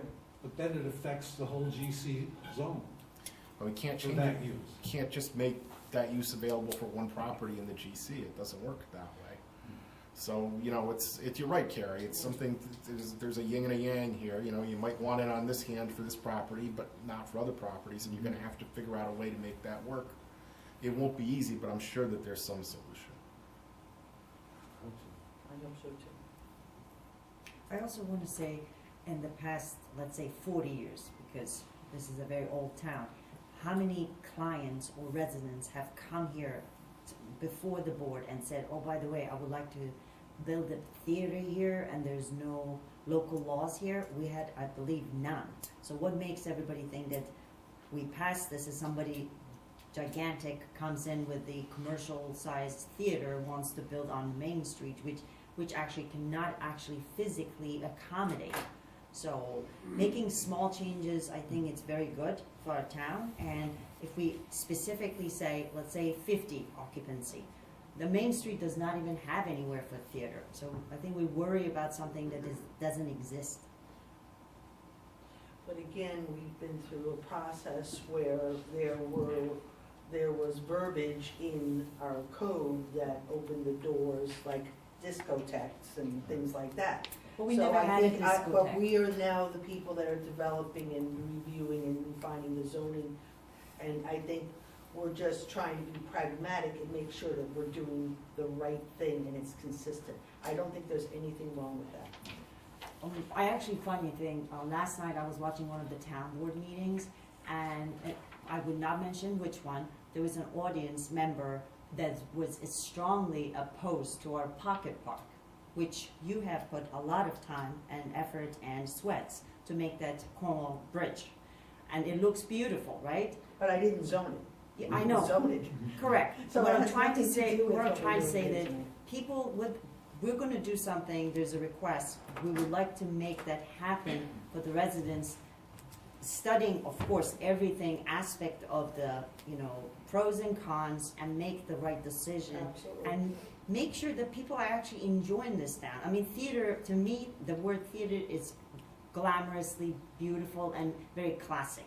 Because movies, we have movie theater, everybody right now, they have Netflix, they have this, they have that. They don't go to movies anymore. Movie theaters are dying.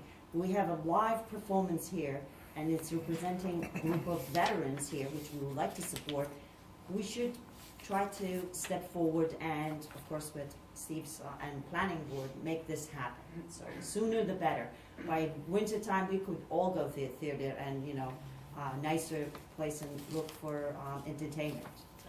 I don't think you'd have any disagreement, and I only speak for myself, but I think the board, I think we very much value the work that's being done on behalf of what that reps are doing.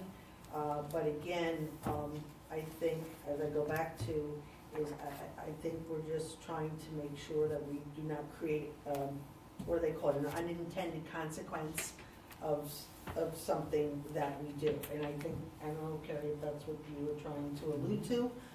I do agree with you on it. Sometimes there are, you want to do something good for the right reason, and it turns out like maybe a future project, it's something that could go wrong. I think that's what we're thinking. Yeah, and you know what, I mean, And we're thankfully. responsible Like, for for that. This- instance, yeah. People live the here, definition here is around those it's a things. building and code structure, therefore used for performance hall, live productions, motion pictures, concerts, other entertainment groups of people. Maybe you want to try to tweak that, Absolutely. because next thing you know, you have brothels going in. You are gonna Which be is what changing the I- language, You could have and Cirque du there's Soleil. no question you're gonna be changing. Okay. And I get Roche's point that the downside risk here is pretty minimal, because she's right, the chances of the Orpheum Theater coming in on Main Street are Well, not. that's Main Street, but there's more of Cornwall than just Main Street. Well, all right, this is the GC. This is just the district GC is what I'm district. talking I about. understand So, but that. that's the only There's place more you're Main allowing, Street than you're GC allowing district. here. But to Virginia's point, there's gotta be a way that can be done, and I'm sure there is, Yes. that there isn't gonna be a problem with other properties. I mean, if you wanted to change things around, and as Tim said, you're probably gonna be revising the definition of theater anyway, you Yeah. could, for example, make this a floating district, where only properties that have meet A, B, and C criteria can be Absolutely. used as a. But tonight, for now, all you wanna do is get the ball rolling, so that this Okay. can go to the Yes. planning board, so you can have those conversations, so you can make those changes. Yeah, which I think is all, which we've said from the beginning, that it's gonna go to the planning board, they're gonna comment on this.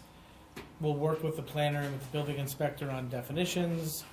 We will make sure that this, to the best of, our ability, does not have unintended, you can't 100% rule anything out in this world, but you can make things 99.9% or very close to it so that you're not gonna have, but it's gonna be this just gets the ball rolling, and it doesn't, Right, but I agree with this, but this is supposed to be a parallel process. You have the town board and you have the planning board, and I don't wanna see, it can't, No. Parallel. but it, that means. we're referring it to them so the Right. planning board can advance the site plan work in Right, so seeker. the town board's And not then gonna they- influence with the planning and board, then and the they- planning board's not gonna influence with the town board, that's what I'm trying And to say. then, as is always the case, and so, and then the planning board gets to the point where they will be waiting on us probably before they can do an approval, correct? They can't do anything until the local law Yeah. is adopted. So there are, if you're concerned here, we've got these safeguards, you know, we have these processes that we have to follow. Right. But So, by code, yeah. you're not gonna wanna take any action until the planning board has input on the Yeah. local law. The code says you refer it to them for review and comment, so Absolutely. you're gonna hear back from them, everybody will be on the same You know, page. before follow this the is- process that we always follow. So that's the local law. So I would ask in the special session that we just schedule the public hearing for them for May, so we can let the planning board pick this up again in May and continue on with their work. All right, so next up we have code enforcement at 9 Tamara Lane. I'm gonna I guess just real quickly, maybe we've all gotten comments and emails and phone calls from people about this issue at 9 Tamara Lane. So this is, unfortunately, as I've explained to some of the residents on the road, we may want them to clean up the property and we may want them to take down this structure, but if a property owner is not compliant, then there's a process that can take a while to go through, and we've decided to go down that path. And so we did have the code enforcement officer, John Hand, go out there. He prepared, we have one memo which has to do with unsafe buildings, which I'll let Steve explain the process.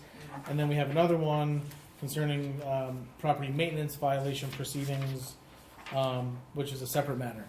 So we have both of these matters, and we're going to take both of them up. Right, the situation is that when a building is determined to be unsafe by the building inspector, he prepares a report and he provides it to the town board. The town board then considers the report and it issues a notice to the property owner saying your building has been found to be unsafe by our building department. You have an opportunity to be heard on whether or not the town should take action on this unsafe building on a particular day, and you schedule a public hearing. That's what's being done tonight. You have the report of the building inspector before you, or assistant building inspector, and I'm sure all reviewed it. The building has significant structural problems, and you're going to adopt a resolution directing that notice be provided to them that the town's taking action to consider this an unsafe building, and they have an opportunity to be heard on a date which you'll set, I assume, in May. Yep. The notice then has to be served on them. We have to post notice for the public, for the hearing on it. You have the hearing, they'll have an opportunity to come in and explain either that they disagree, or if they do agree that it's an unsafe building, what it is they're going to do to remedy the situation. If you, after the hearing, still agree with the building inspector's findings on this, you're gonna adopt a resolution, find it to be an unsafe building, and directing that contracts be put out for public bid to remedy it in accordance with what the recommendations are of the building department, which in this case, I believe, is taking it down, Yeah. raising it. The property owner has 30 days from the date that the notice is served on them to remedy the unsafe situation. It must be completed within 60 days, or the town can let the contract and move forward. All that will take place, because by the time they have the notice and you hold a public hearing, the 60 days are going to go by. It's not going to be an issue. Now, best for the town would be if the property owner comes in and takes care of it themselves, because the work can be done more cheaply. The town doesn't involve itself with trying to recoup the money or anything along those lines. But if that doesn't happen, the contracts are let, the town pays the money out of pocket, and you have a claim over against the property owner for it. The property owners almost never come in and write a check to you for the money that you've spent. It happens once in a blue moon. But usually what happens is they don't pay, and the town then levies the unpaid costs on the next assessment. So you recoup your money, but you don't recoup your money until the next time the taxes are paid. So that's the process you'll be going through. I told you tonight you're going to be starting with the resolution acknowledging the building inspector's report, scheduling the hearing, and giving notice to the property owner. Property maintenance is almost the exact same thing as far as the process goes. In your code, it says that if you have litter-strewn property, it becomes a nuisance, it becomes a habitat for rodents or other vermin that the town can, upon a report from the building inspector, basically take the same steps that it would take for an unsafe building. Usually it involves picking up garbage rather than moving things or anything like that. There's a few minor differences in the procedure, but the point of giving accepting a report, giving notice, and scheduling hearing is the same. So you have a separate resolution in regard to the property maintenance violation. There's apparently litter strewn around the property, and there's a couple of dumpsters that are falling apart. So you'll be adopting a separate resolution on that, again setting the hearing date and giving notice. Then we in the building department will get the notices sent out, and at whatever meeting you set the hearing for, you'll proceed on that. Is there any questions? And I think we did this, something similar to this, like, was it Paradise Road or something? Yeah, that was See, I a remember unsafe that. building, yeah. Yeah, and we did that. And even So I prior to remember- that, we did one, it was on the New Windsor border for property maintenance. So Okay. it happens every now and again. Okay.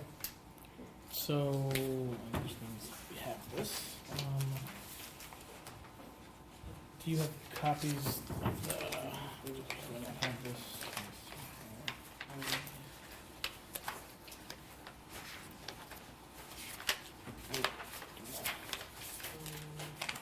Should have copies of this. The summer camp. Yeah, it's here. Okay, maybe I lost it. Yeah, I have it right here. Yeah, it's here. Okay, sorry. Maybe it didn't make it into mine. Okay. All right, so here's where we're at with the summer camp. So as you're aware, the school district is they're undertaking their capital improvement plan, which is gonna take most of the school buildings offline in terms of use for the summer. We're typically at Lee Road, the village is typically at COH. We were trying to work out a way where we could have, first we tried to all go to COH because Lee Road wasn't going to be available. But COH wasn't going to work because we weren't going to have access to the playground because the district is going to have their, I'm trying to remember what population of kids, EPS, is that the right acronym? It's the kids that have to go to summer school for, Oh, like remedial? yeah. So they're going to be at COH on the upper floors, and they were going to have access to the playground, and we were going to be restricted in the number of kids we could have there. We weren't going to be able to really use the playground from 9 to 12. So there was no way that was really going to work to have 200 kids in a school when you can't have a playground and you can't have some other, facility amenities. So then the mayor and I sat down with Walter Moran, the facilities director, and with the superintendent, and we said, is there a way to figure out how to go to Lee Road? And we found a way to do it where they can kind of push back some of their construction that would be going on during the time of the camp. That can take place once the camp is closed. We can still have the auditorium, we can still have the gymnasium, we can have the playground, we'll be able to have 200 kids there.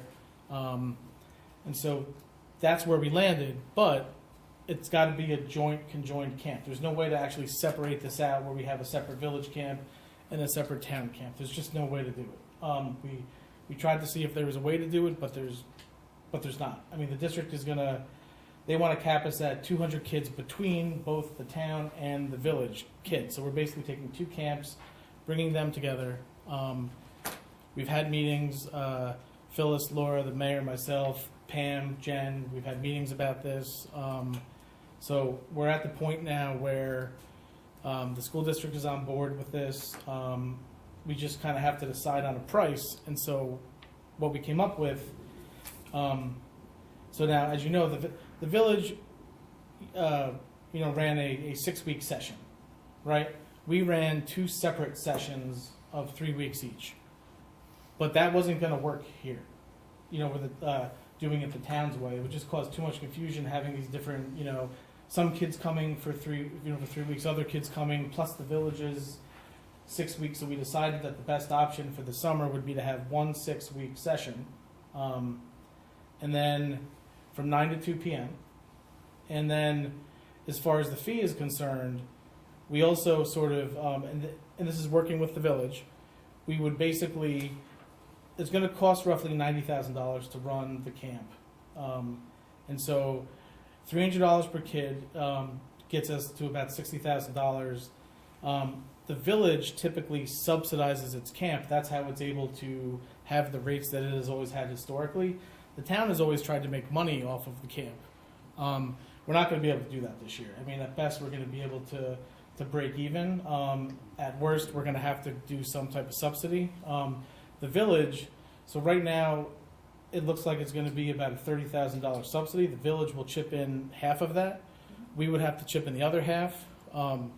We would just pull that from ARPA for this year. Next year, because this is going to be a 2-year process, so we're actually going to be at Lee Road with the village for next year too, because all the schools are going to be under construction again. So we're going to be so next year, and remember, the school district didn't tell us about this until after we had passed our budget, until January or February.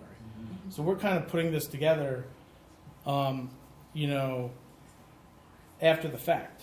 And so basically, you know, and looking, granted, the school district had a lot of moving parts, so I'm just glad that they were willing to work with us and find us space, because So next year will be budgeted. yes, next year we will we'll budget for it again. What the school district didn't tell us until after our budget was passed, so there was nothing we could do about it.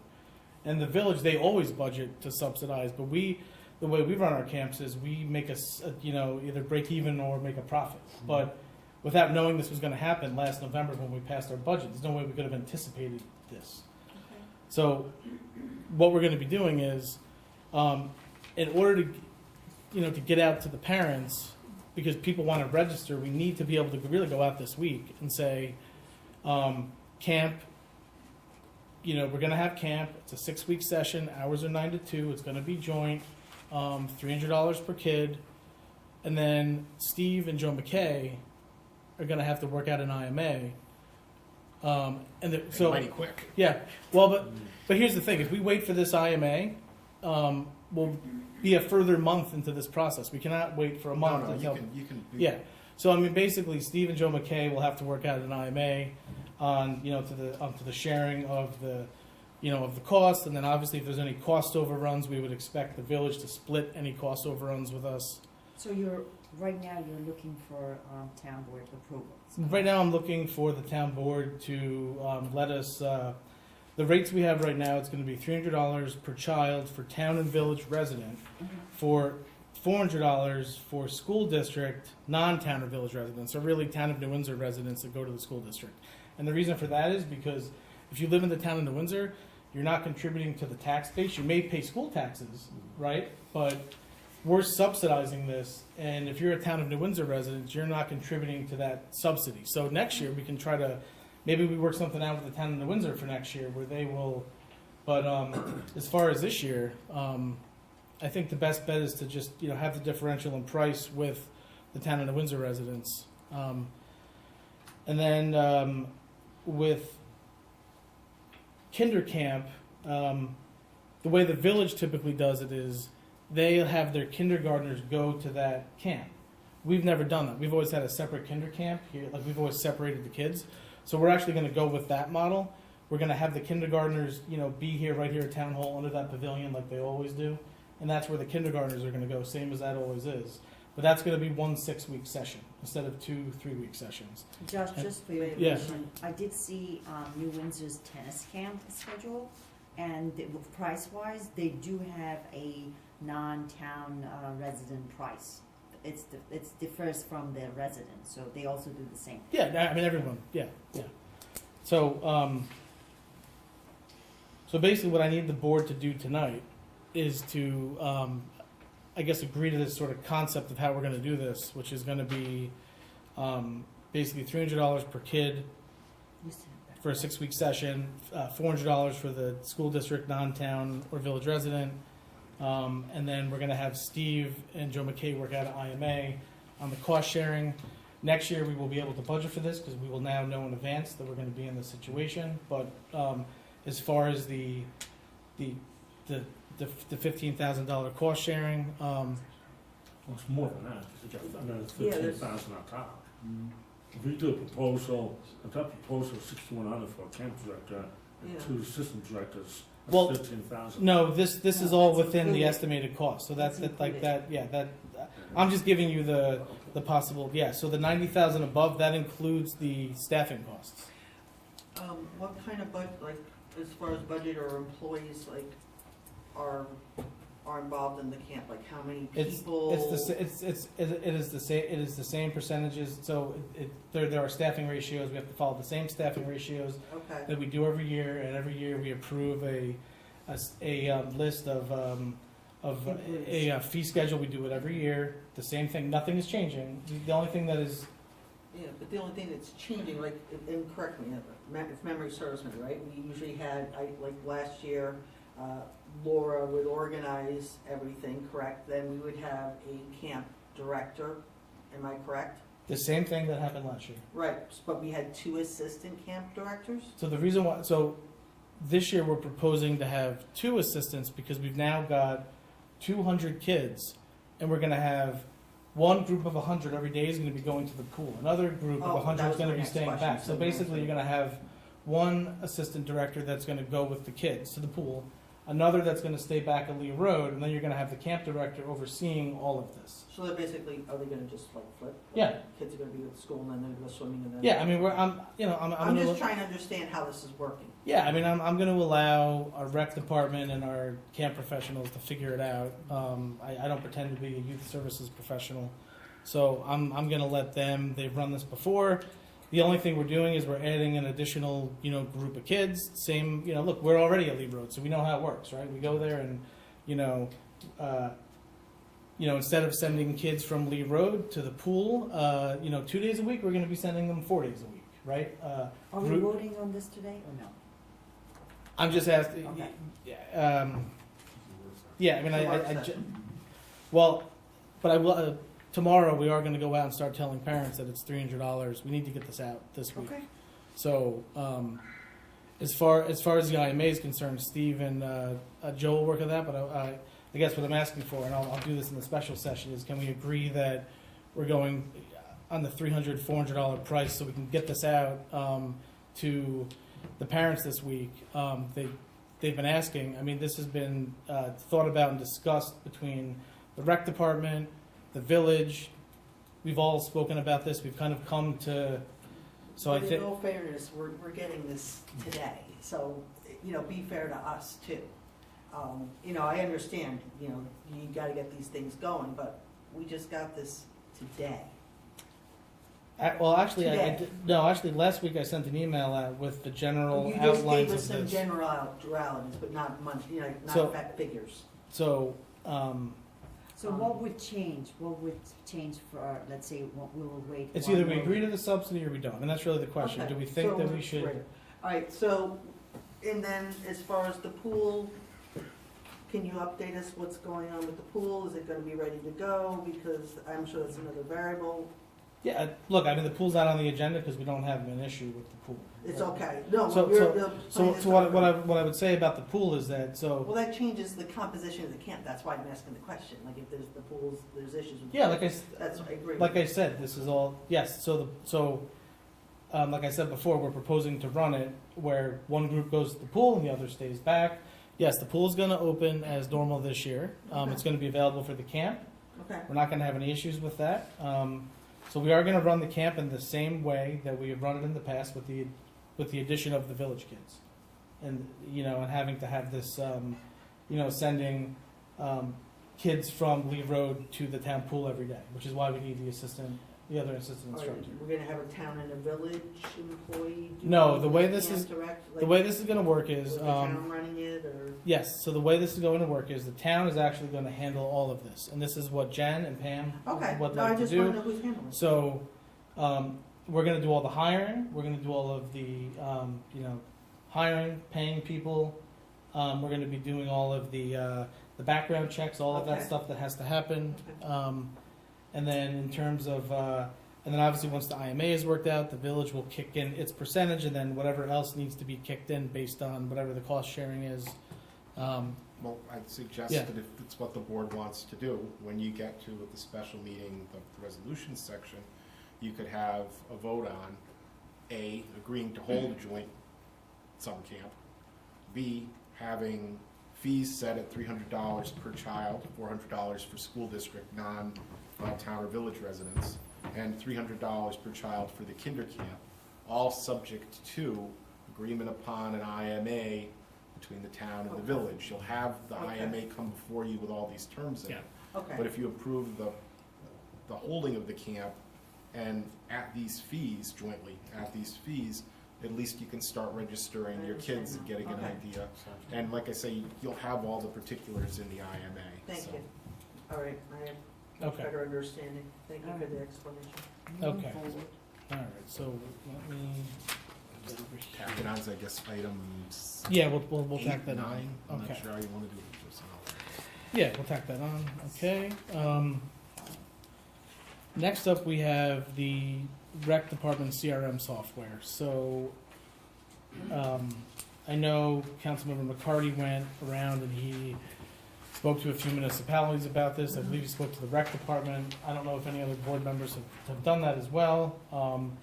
Just, from my perspective, I mean, Laura and Phyllis, they are very anxious for us to move forward with Rec Desk, and they'd like us to act on this. So it may be too late to do it for summer camp registration, Let's do that. but the goal is going to be to get this in place, and hopefully we'll catch the tail end of it. But it'll be good for a year, right? So it's basically a year from the date that you sign the contract. So we'll be able to. But they are very anxious for us to get this in place. So I guess I would just, do any board members have, and again, they budgeted for this as well, to purchase this software this year. How much was it, Josh? $6,800. Okay, thanks. The first place comes with a lot of training, that's why it's so high, and plus also DIS. And then after a year, so 1 year subscription, and after that, the price goes dramatically down, like around Okay. $5,000 some odd dollars. Okay. Because obviously there's no training cost, but then there's a DIS help desk. That's everybody that I've talked to is very, very pleased with. And I find no issues for the people, for the municipalities that I talked to, both New Windsor and Town of Newburgh. New Windsor does not have it. New Windsor has what they call Next Schedule, which is actually another company out of Canada. You meant they don't have it. They looked into Rec Desk, and they chose to go with Rec Schedule instead from Canada. I just want to say that having apps, generally speaking, downloaded on your phone, to me is a disadvantage to the group of people, including myself, by the way. I'm young, but not tech savvy. It will be a disadvantage to a lot of people too, that they do not know how to use it. So rather than calling or emailing, so it does not serve every citizen or resident here in Cornwall. Sure, I mean, they can still continue to do the old way if they. I'm sure that That's a true our rec statement. department will come up with a contingency, but I agree with you. You want to make sure that everybody has access. Yeah, Councilman Moscow is Yeah. correct with that Yeah. statement. On the app, we have the software we have where I work. In the past 2 years, Mhm. it has been a disaster. Okay. I mean, we were supposed to log in from home and be able to book courts and things for the clients. To this day, none of us could do. Oh, wow. And we're actually changing, we're paying more. So I'm gonna say publicly, I'm not in favor of the apps, the software. I think our town is very small, and the number of activities that can be booked, it's very manageable with Excel and, basic computer skills. It could be, we could save $7,000 is a lot of money. Mm-hmm. I mean, I'd rather have the pickleball courts done than just buying an app that needs continuous paying. If it was one time, it would be perfect. But we have to pay this, it's gonna be added to our budget every year, $5,000, $6,000, and whether it works or not, we do not know. Yeah, I mean, look, I look at this as the iWork proposition, the similar thing. Right. This is just a tool to run a department better, and that's sort of how I'm choosing to look at this. I'm not against it Yeah. entirely, but I think for this year, I think we just have so much going on, we could just wait until next year and put it in the budget, so. I think it's in the rec budget, am I correct? Yes, it's in there. Yeah, so they can They use this specifically asked money. for us, out of the their board already budget. voted to approve Okay. this. And All right. My thoughts. No. Okay, so Little League Drive. So this is Judge Biesecker, who's involved in Cornwall Little League. He had asked that is there a way for, because I believe that's currently a private road, Little League Drive, according to Len, and he would like that, I guess, for the town to take it over in terms of maintenance and plowing, and so I'm just he asked me, so I'm putting it out there. We got to look into this. Little League Drive. I don't know, we always plow This is we don't have the paperwork on that. We just have no, there is no paperwork. This is a request that he made that I'm going to ask that we have to look into further to see. Well, we either Yeah. taking dedication of it, if they want to give it to the town as a road, Yeah. why you would take it, I can't imagine. Yeah. But I mean, you can't plow private property. It's not allowed. So how we were plowing Little League Drive in the past, I really don't know. It's something we have to talk with Tom about when he gets back. And, Well, when I was Bill's Aggressive Lieutenant, we always plowed it. Plowed it, and the person who was before me plowed it. Look, there may be some agreement in place. The town needs to use the road in return for, you can contract for it if there's a quid pro quo here, but you One of can't these, just. one of these plow Little League drives, because that's the access road to the Bills and Grounds Department building. Well, And maybe also that's, and also to Munder Cottage, so you have to plow. And also to the playground and to the. well, Mr. B. Seeker's asking That's the just- town. He asked me to raise it. He said I would raise it. Yeah. put it in right. We don't plow like every little parking lot up there, but we plow access to. Also, there's buildings up there, so if they catch on fire, you want to be able to get fire apparatus up there. I mean, there's a number of reasons why we always plowed it. Yeah, You know? and there may be a good one, but, it's something we'll have to look at. Whatever. Well, we've got some. I'm just kind of I dumbfounded by. You might want to consider if we take this, does that open us up to taking other? No, Okay. no, but, Just you know, trying to make sure. let's talk with Lynn and see where he's at. and- Yeah, I just said I would raise it at the work And Tom session. too.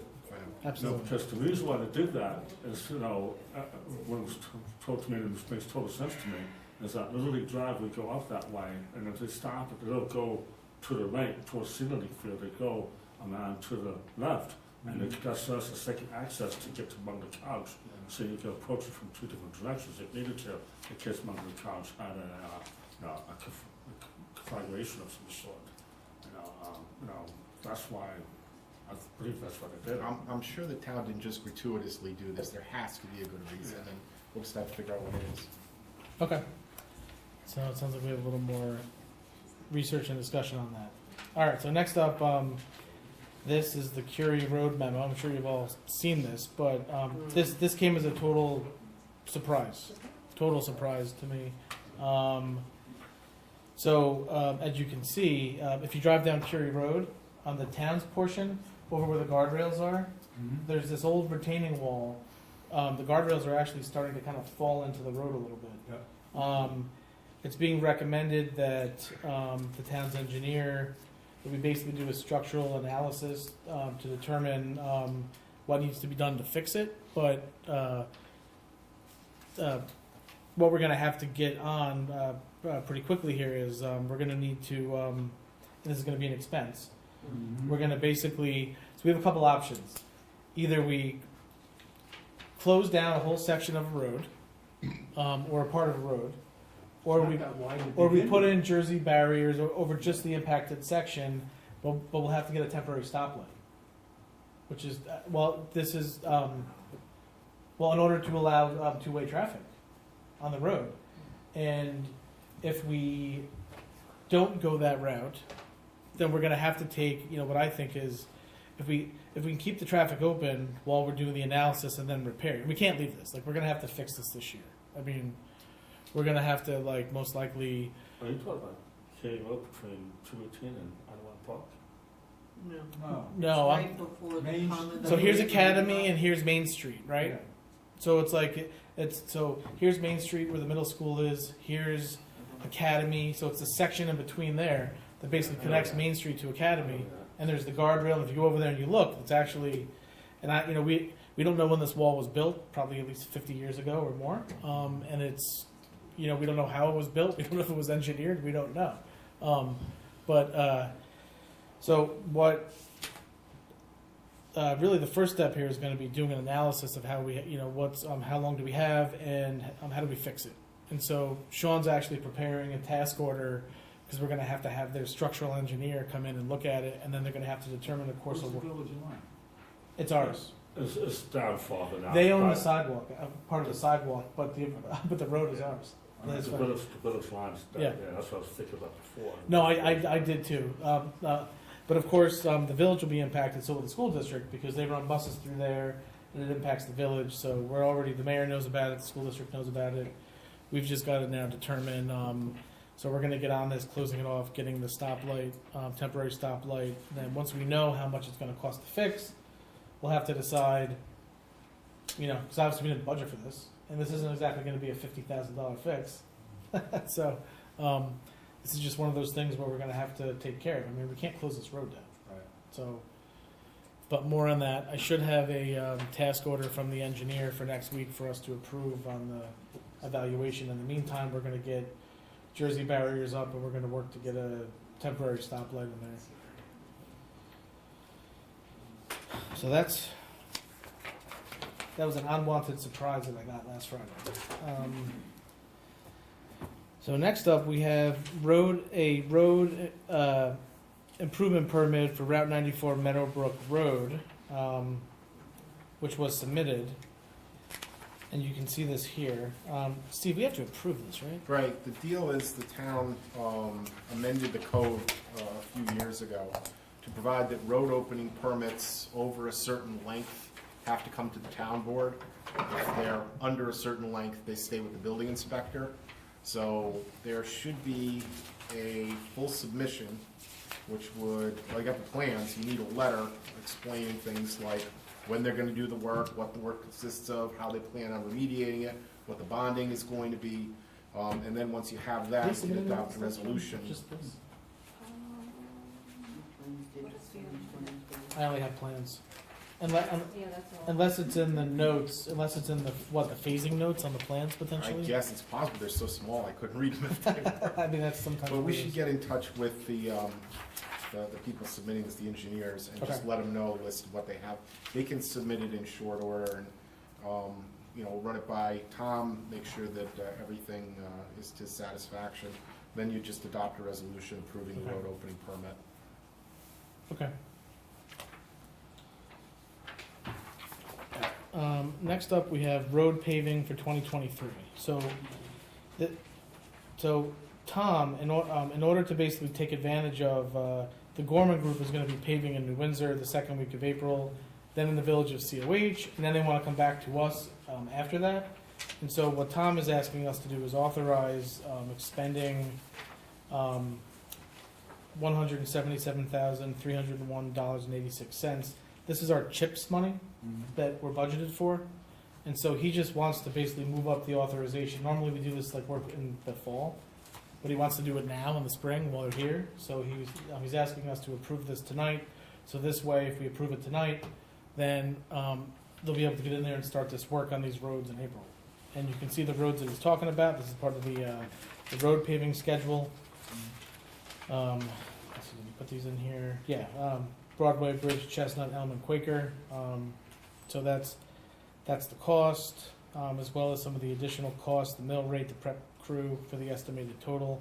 So he's asking that we authorize this tonight, so this way Gorman can do the work in April.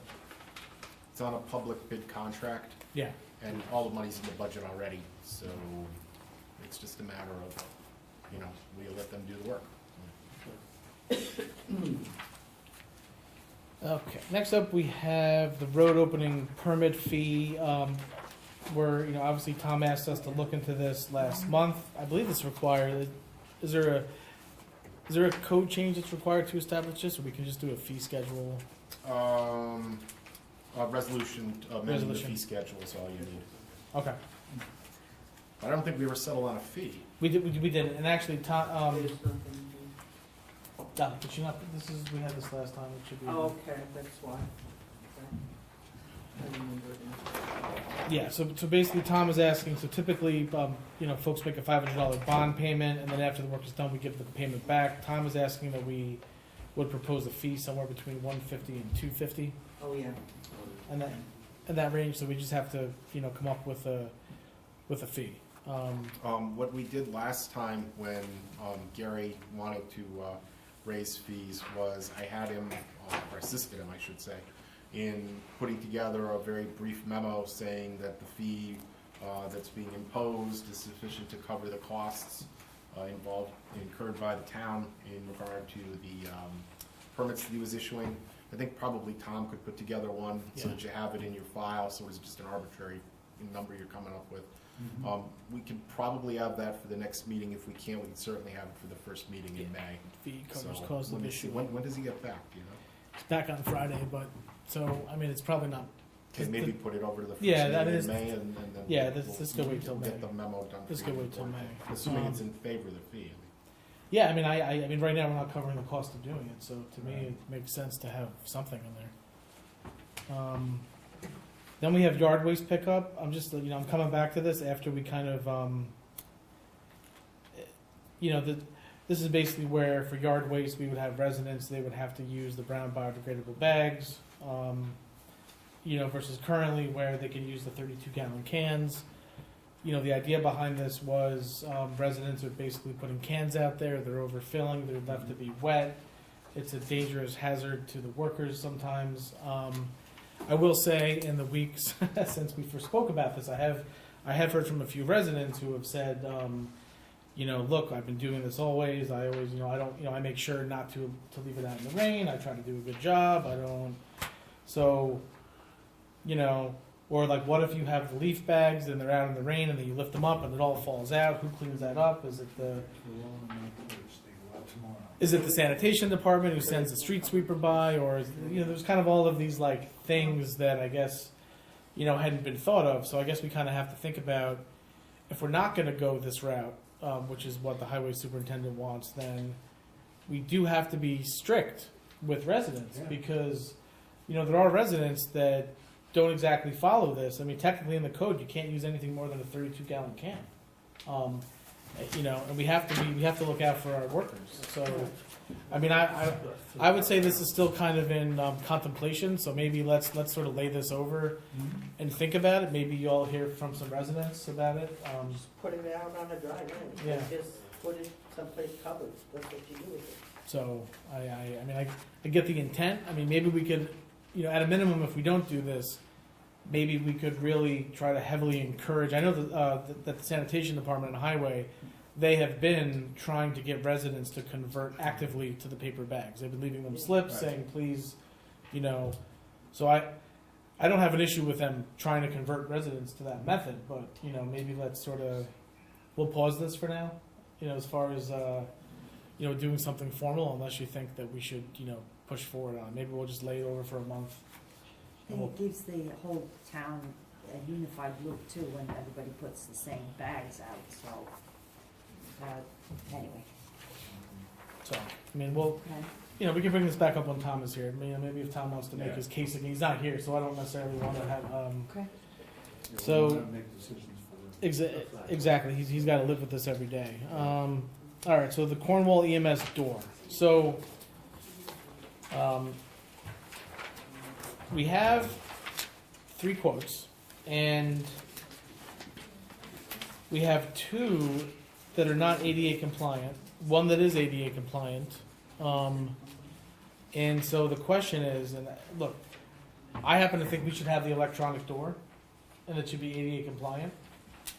But if we don't do that, then we're saving, at least, $2,000 to $3,000. So I think it really comes down to, do we think it should be, and we're talking about, this is what the side door, right? This is for our. This is for the Kovac building, This yeah. is the side door for Yeah. the community room side. Yeah, The other door on the base side, the single door, Yeah. is also messed up, and that needs to be replaced too. I'm surprised it's not- should it all, well, I mean, right now, this is what they've It's for- advanced to it's me for the for. way- If you had a community go in there for like voting and so on and so on, these are the doors that we go. So they should be through. ADA They should be compliant. ADA Yeah, so then, none of these other quotes here, We have one. we've got one from Reliable Glass and Door, that's ADA for $13,425. They did give another one, but it doesn't say that it's ADA compliant. Right. So we need to authorize the door that's ADA compliant, which, you know, which costs more money because it's a whole like electronical component. The last one, the quote from New Glass, it says expires in 30 days, and the date is February 7, 23. So. Yeah, no, but what I'm saying is that Might have updated. we only have one ADA compliant, which is from Reliable Glass and Door. They did give us another one, but it's not ADA compliant because they've removed, if you look on the bottom here, it's this Entramatic low energy operator with activation switches. That, I think that's the piece that was missing on the other one. That's the piece that opens the doors, which is opens the doors electronically. And it makes it ADA compliant. Plus they need an electrician. Yeah, well, yes, yeah, plus the electrician to install it, right? So that's an additional cost? Yeah, so it looks like we're gonna have to go with Reliable Glass and Door Corp, but for the ADA compliant quote, which is $13,425, unless they're willing to do ADA compliant for the lower quote they gave us, which it doesn't seem like they are, because they didn't put that in there. So would you want me to discuss this with them? Would they, so was that one of the stipulations in all the quotes to ask for ADA We did. compliance? So what we ended up doing is, we got, so Tommy and AJ, they went out there and they asked for quotes for ADA compliant, and they got quotes that were not. And so obviously the cheaper one is the non-ADA compliant, and then, so we asked for both because it's not required, but we're deciding that we should do that because of the use and because it's basically a community space. People use it for voting and they go in that door. So if the board opts not to make it ADA compliant, we can go with the cheaper quote that we have. But I think we all said that it should be ADA compliant, so we should go with the more expensive quote, which would do that. Yeah, well, exactly. I mean, so okay, so I mean, look, Roach, if you want to ask them if they would be willing to extend that price. I mean, we're not going to vote on this till tonight, but until next week. Yeah, if you want to ask them. Yeah, sure.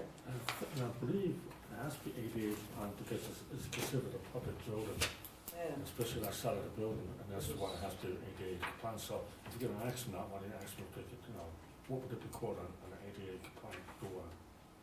Yeah, ask them if they can come down, since you were talking to them. Sure. Okay, thank you. No worries. Okay. All right, next up we have employment outside police department. So, okay. So as you're aware, we spoke about this briefly at the last meeting. Basically, the police chief would like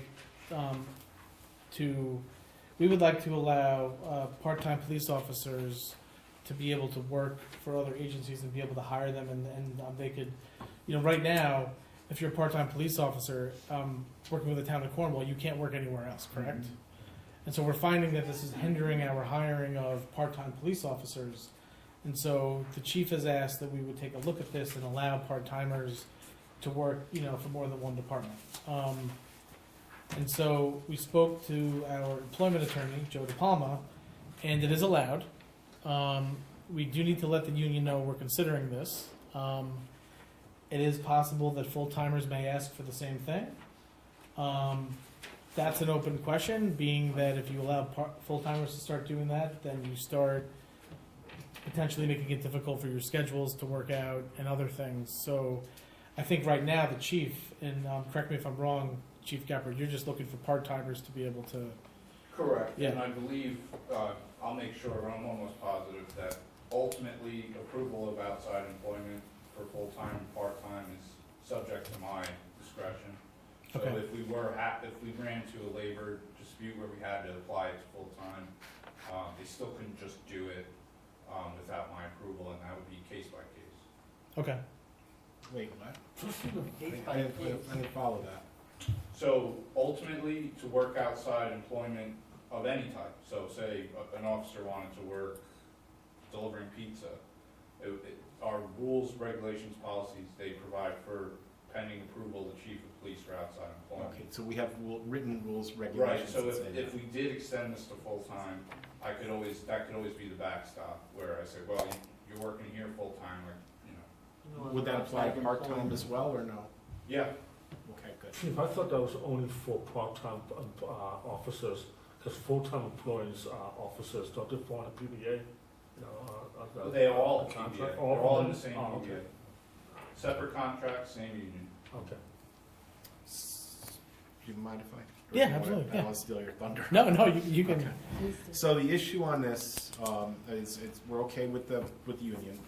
As you know, there's a provision in the town code that prohibits, all officers from employment in the private sector, in the security field, or with another police department.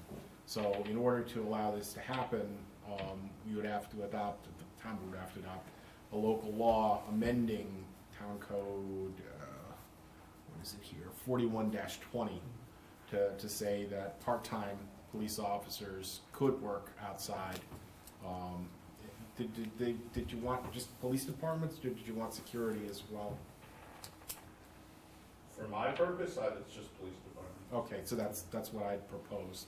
I don't think we need to reference the rules and regulations of the police department, but if you wanted, we could put in subject to, applicable rules and regulations of the town of Cornwall Police Department. Yep. So that you'd still have very clearly the right to say, well, gee, it isn't gonna work out for you, you aren't showing up for your hours here, or. Exactly. Excellent, yeah. So if the board's interested, we could prepare a local law along those lines. Sounds good. yeah, I would say we should do that, give them the Sounds tools to manage this department. Okay, so next up we have Arbor Day, which is April 28th. This is just, goal here is just brief discussion on this. Typically, we plant a few trees every year. Currently currently we're proposing to plant 2 more trees over in the Rings Pond area. We'd have to call in markouts in advance. If board members have other ideas where they'd like to see trees on town property, certainly let us know so we can call in markouts. But you may the birch tree that was either eaten by a beaver or a muskrat over by the gazebo, that is dead. A beaver, and I would say that we should. So I think for the purposes of Arbor Day, that's a little too complicated to replace. And I think when we're replacing the bridge, and we have the heavy equipment over there, that's when we should excavate the tree out and then plant another tree. But we're not going to try to undertake that on Arbor Day. I think that would be a little much. So I think that'll be like a fall, either fall or before 4th of July What project. kind of tree are you gonna plant, or 2 trees you gonna plant 2, and then what kind? They will be native species, I believe. Whatever. Ted Warren has a list of native Okay, I'll talk to trees. Ted. Yeah, you should talk to Ted. Oh, Yeah, well. yeah. I actually, the liaison at the CAC, and I did that last year. I Right. drove with AJ to the Orange County Nursery, and I picked the trees with, of course, guidance of Ted Yeah, Warren. yeah, So, okay. I just think willow trees have a tendency to soak up a lot of water. That's good, And yeah. I don't see it, so I want, maybe I want to plant We those, but- we did plant two. Oh, but- I would be open to doing another willow. I mean, there's We did. certainly. That they really soak up tons of water.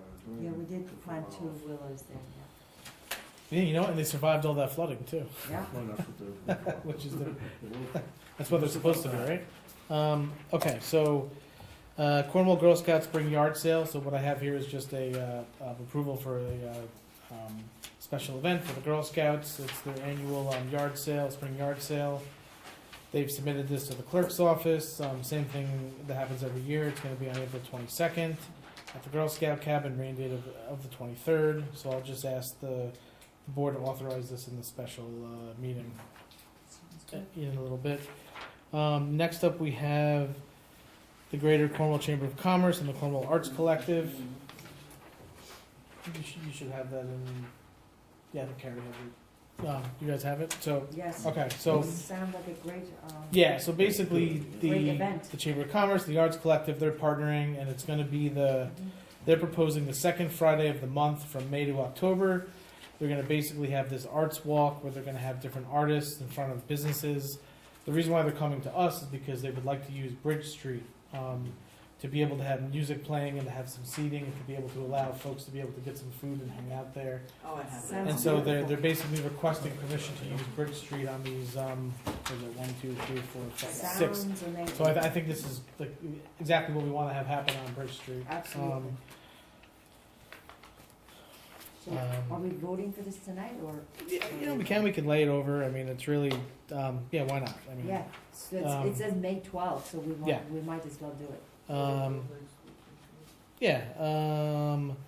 Next up, we have, so we have the change order request here for sewer district number 1, infiltration and inflow surcharging mitigation project. We have change orders to the Main Street work. So if you're reading through this, what we're basically doing is we're eliminating 750 linear feet of PVC sewer lateral at the cost of $264 per foot, and we're saving $200,000. But we're then, because we found another way to do this, we're then going to use Arnold Arnold. They're then going to do basically relining it. Yeah. And so that's going to cost $133,763. So we're saving $200,000 over here because we're changing the way we're doing something. Arnold's going to then do it a different way, and we're going to have a net savings of roughly $66,000 on this contract. And as you're aware, this contract's already been approved, bonded for. We have the money. We borrowed this through the EFC, and let me just tell you, there is lots of oversight, and anytime you want to change anything and do anything with the EFC, it requires a lot of paperwork and meetings and compliance. So, we've, just so you know. So we're basically going to be, we'll have this on the agenda for next week to authorize. But in general, though, we're basically saving $66,000. Because the pipe goes underneath the house. Exactly. Yeah. Yeah. Exactly. Yep. We've got the Community Development Block Grant FY 2024. We have to set a public hearing, which I would like to do tonight. We can set it for the May 9th meeting. And every year we basically have to have the public hearing to allow residents to bring different projects and have input into whatever proposals the town is submitting. We always tend to submit sidewalk projects, so that's what we can get approved here. That's probably what we're going to do again this year, unless someone can come up with something else that will meet the criteria.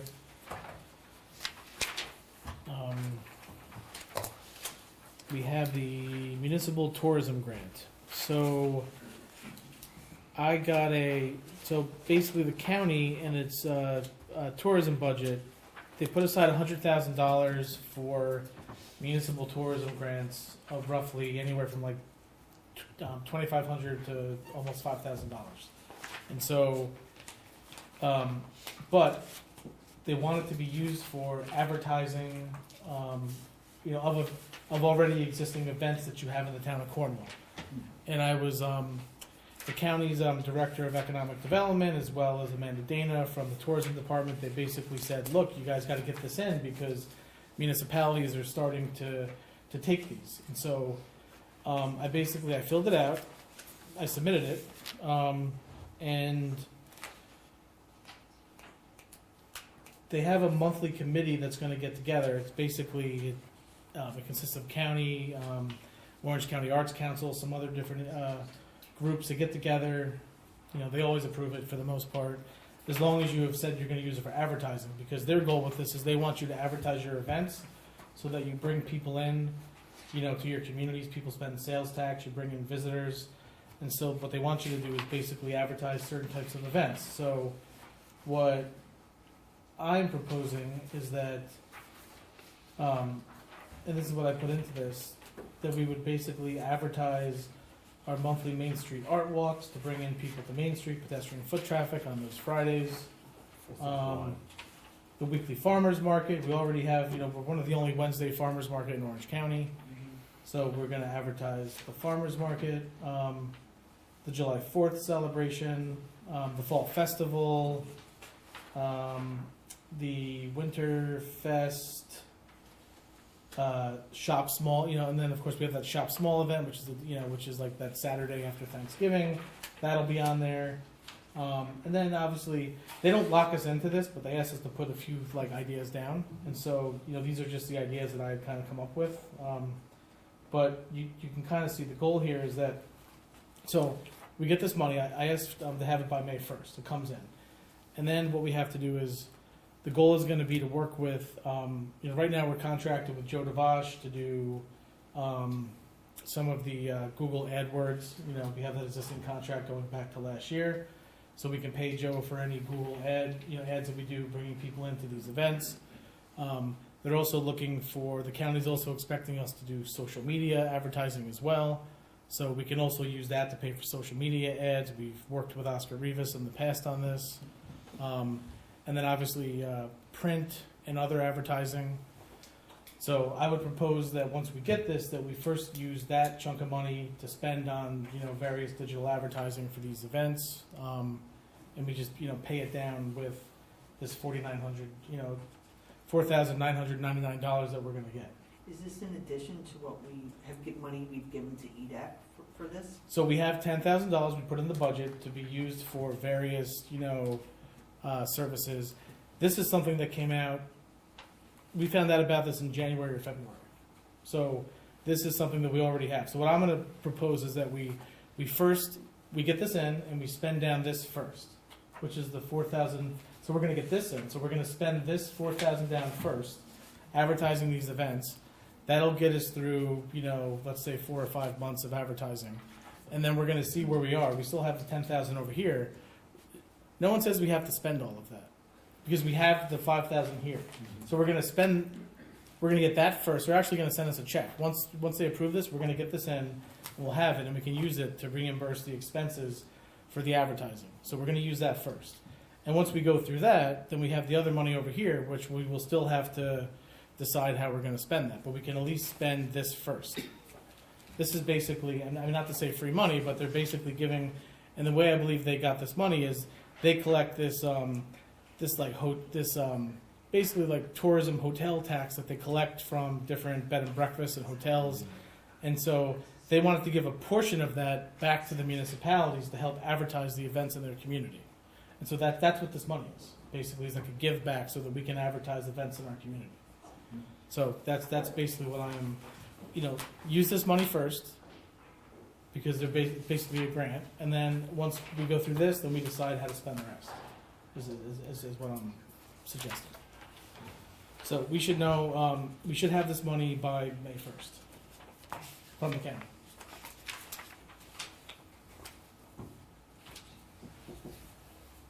Village has also applied as well for their events, so they're gonna, I think for Riverfest and for some other They stuff. need a separate grant?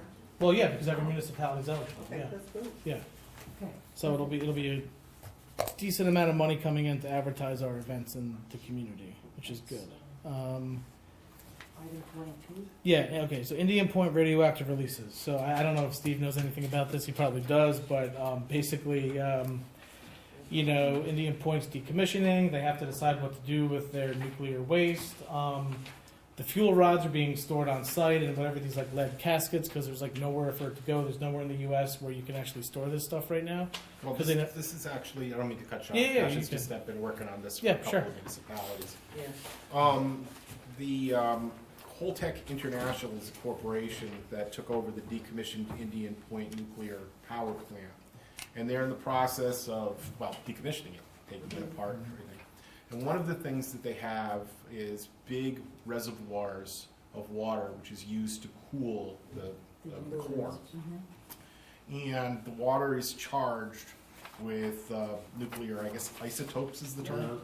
Yep. And periodically, when it was operating, Indian Point would discharge, because it had to discharge water to keep its cooling into the Hudson River. Apparently, federal regulations allowed a certain percentage of it, and as long as they stayed below that, they didn't get in trouble for it, but times have changed, and it probably wasn't a good idea then, to be honest with you, but, now they have these big reservoirs left still of charged water, radioactive Yeah. water. And their plan to get rid of the water is not gonna do it all at once, but I mean, is to discharge it into the Hudson River. Dilute it and discharge it. Which, it's a tidal river, it goes up and down and everything else, just because it's downstream doesn't mean that discharge won't come up near the village and in our portion of the river. So what's happening is municipalities all along the Hudson are getting, trying to get support and put pressure on Yep. Holtec not to do this and to come up with another way to. And they're preparing resolutions. There's a sample attached here. Yep. Everybody wants it modified to one degree or another, and then you send it to the state legislature, the speaker of The governor, there's like a whole list the of governor, folks. exactly, and to Holtec as well, telling them, you know, look, this is unacceptable, and hopefully they will change their course, or maybe There's no the. protection under the I Clean believe Water that Act? there is This a is pend, federal- there is, no, as long as you're within certain boundaries, you would not be in violation of the Clean Water Act. There's pending legislation in New York State Legislature which would prohibit this, but it hasn't been enacted yet.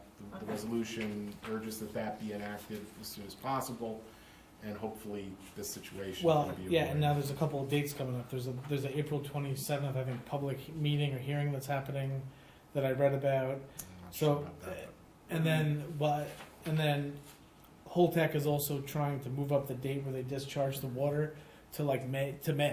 So this would kind of beat out, I guess, this legislation that is. So the only thing we can do right now is try to pressure and shame them into not doing this. But you know, Rockland County, they've done this. Like Steve said, a number of municipalities. I'm not sure if Orange all up County's and done down, it yet. all up and down Yeah. Westchester, all the way to Yeah. Albany, Yeah. and beyond. Yeah, I mean, to me, this is something we should sort of, sign on to. I'll be happy to prepare a draft resolution for consideration at the next meeting, and Okay. I'll circulate, if that's what you want. Oh, definitely, yeah, I Yes, definitely yes, think we should. And do then this. you can, do what you can, do your part. Okay. All right. I think we already spoke about the letter from the Orange County DA. Again, just to reiterate, he sent this to everybody. This is the time of year when these, disclosure forms get submitted and we have ethics meetings. So we sent this to everyone in Orange County because he's been getting complaints. So just putting it out there. Board members have it.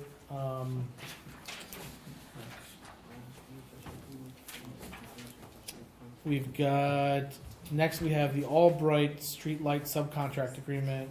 This is from Real Term Energy. So Okay. this is the company that, if you recall, when they were going through the IGA, they actually bid these different things Yes. out. And so this was who won this bid to do this work, was Albright. Okay. So, Steve is, This is the electrical yeah, contract. this is basically the Yeah. electrical, For like the installation. installation, yeah. Right. So, We're still waiting on the PSC approval Okay. for yep, the transfer of them, but this isn't time sensitive, it's not gonna go into effect immediately, Okay. so. in fact, we have time, and in fact, I actually called Madeira today because Central Hudson kind of dragged their feet a little bit on the submission.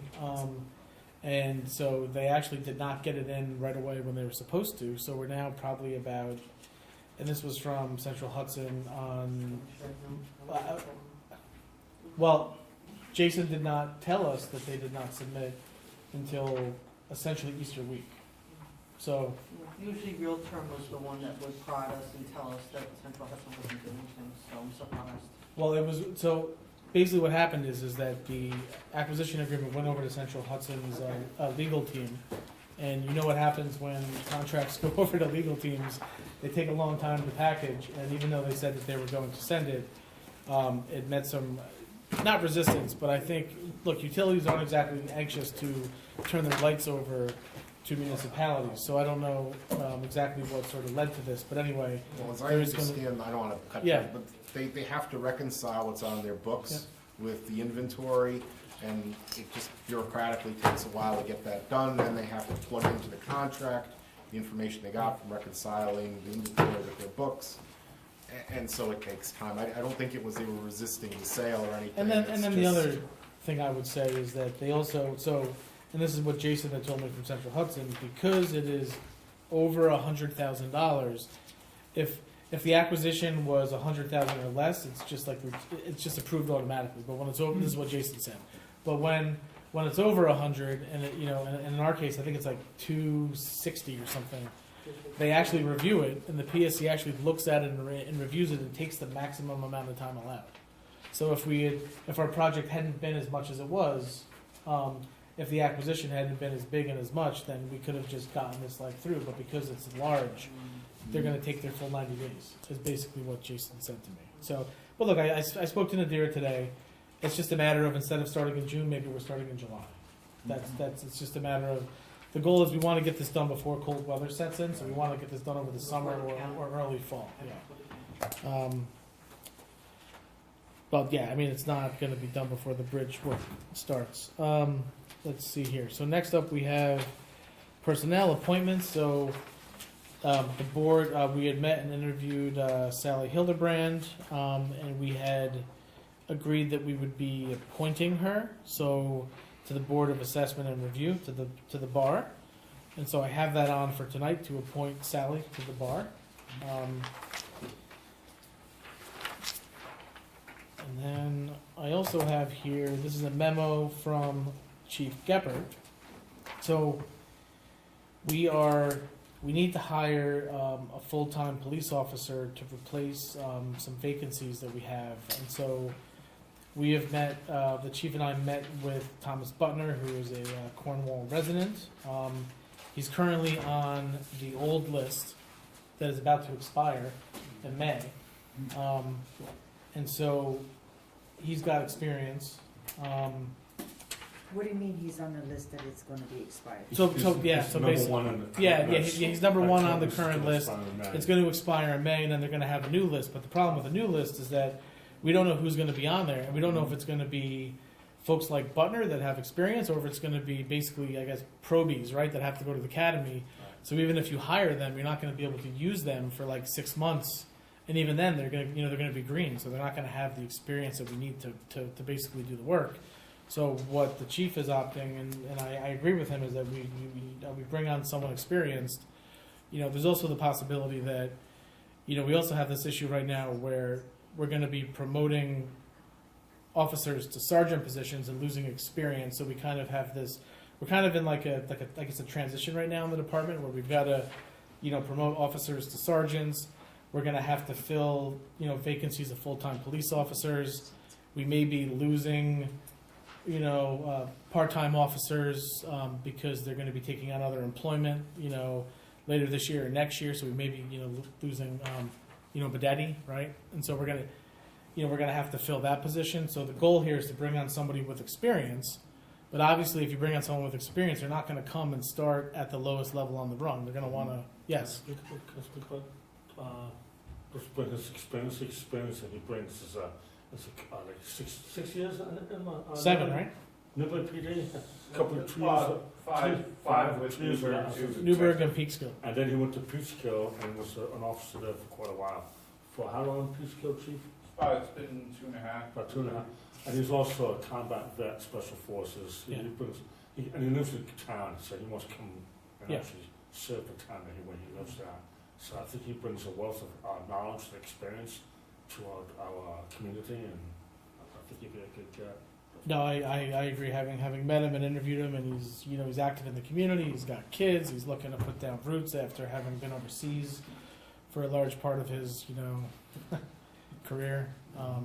So I think it's we're not necessarily going to, and we actually can't appoint him tonight. Technically, we have to wait till the medical and the psych evaluation happens. So he is already he's going to be scheduling that. So the hope, if everything lines up, is that is that he would have that completed before next Tuesday's meeting. If not, in order to beat the May 4th or 5th deadline of the list expiring, we'd have to have a special to appoint him. Otherwise, we then take this risk, completely unknown who's going to be on this new list.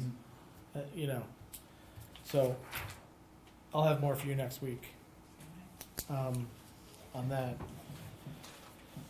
Okay, is there any public comments before we move into the special meeting? Yes. Sorry to make this longer than it already is. Joe Rosito.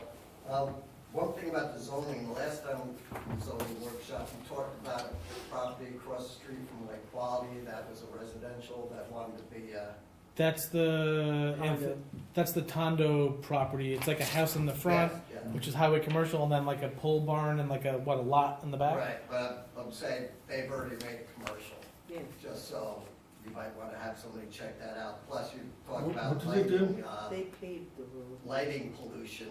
It looks like it's a prison. There's so many lights around that place. Yeah, it would, so it's gonna have to go through site plan approval, so I guess, you know, it's a weird situation because the house is in highway commercial, and then the back, and it's been this, I don't know, non-conforming use for decades back there. But in order for us to do this, he's gonna have to go to the planning board, site plan approval, he's gonna have to, so yes, all these issues will have to be, you know, figured out before we, Yeah, you guys had mentioned it, and that he had to go for approval, and I know for a fact that They did a lot. they already proved it for themselves. Yes, they For did. themselves, so they did illegal. They've already done a lot of Yeah. things Yeah. already. So is this some area that Gary could enforce? so you know, just to bring everyone up to speed, we went out there because we did have complaints about, we went out there and, you know, the lot was dirty and there was all kinds of rubbish and we made them clean it up, and this was, I don't know, last July or fall, Gary and I went out there a bunch of different times to make him clean up his lot, to make him do different things. But, you know, since we've done that, this is the first I'm hearing of these other, you know, since we went out there last, like July and fall. It needs to be enforced. Yeah, no, we'll have Gary go Yeah, back they out there. also That was good. widen their driveway, which is illegal, road cut in the 32, but that's a state problem. Yeah, I don't know, he's got some hoops to, Next one is Little League. sure. That's Little League property, right? So that's the only reason it's town road. I mean, it's your property, right? All Little League fields are your property, so that shouldn't be a problem, right? Yeah. I don't know why. I agree with you. I don't foresee it why it It should be. couldn't be a town road if it's not wide enough, it doesn't, you know, it's on town property. That's the only reason it's a town road. I guess. That's what I would think. but- I mean, look, I'm just, you know, again, he brought this to me and we, Yeah, Yeah. I understand. I just yeah, explain that because I've been part of the Little League for a while. New York waste pickup. sure. I know a lot of people aren't here, but they know I come to these things and for whatever reason they're telling me, they should be telling you that they're not too happy about that. Okay. If it's too heavy, leave it. They'll learn, you know, if you don't pick it up, if you pick it up when it's heavy, they're gonna keep making it heavy. So what are they not too happy about? How can you use The the paper bags? bags? I mean, Okay. they're a pain in the neck to load. Yeah, they Like are. they are, if they get Yeah. wet, if they do their stuff on the weekend, Yeah. it rains Sunday through Wednesday when the Yeah. pickup is, you have that mush, and then they get, Then it gets heavy. then they get. Sure. Actually, You need a lot more of them, they rip when you try to put the leaves in them. yeah, Yeah. right, they're a pain in the neck. I don't think that's the answer. I agree with you. I think if it's too heavy, leave it. If it's a metal can, Okay. leave it. If it's not, you know, they don't pick up the plastic bags, you know, they haven't done that, so that's my 2 cents, and some people have told me their 2 cents. Yeah, that's fine.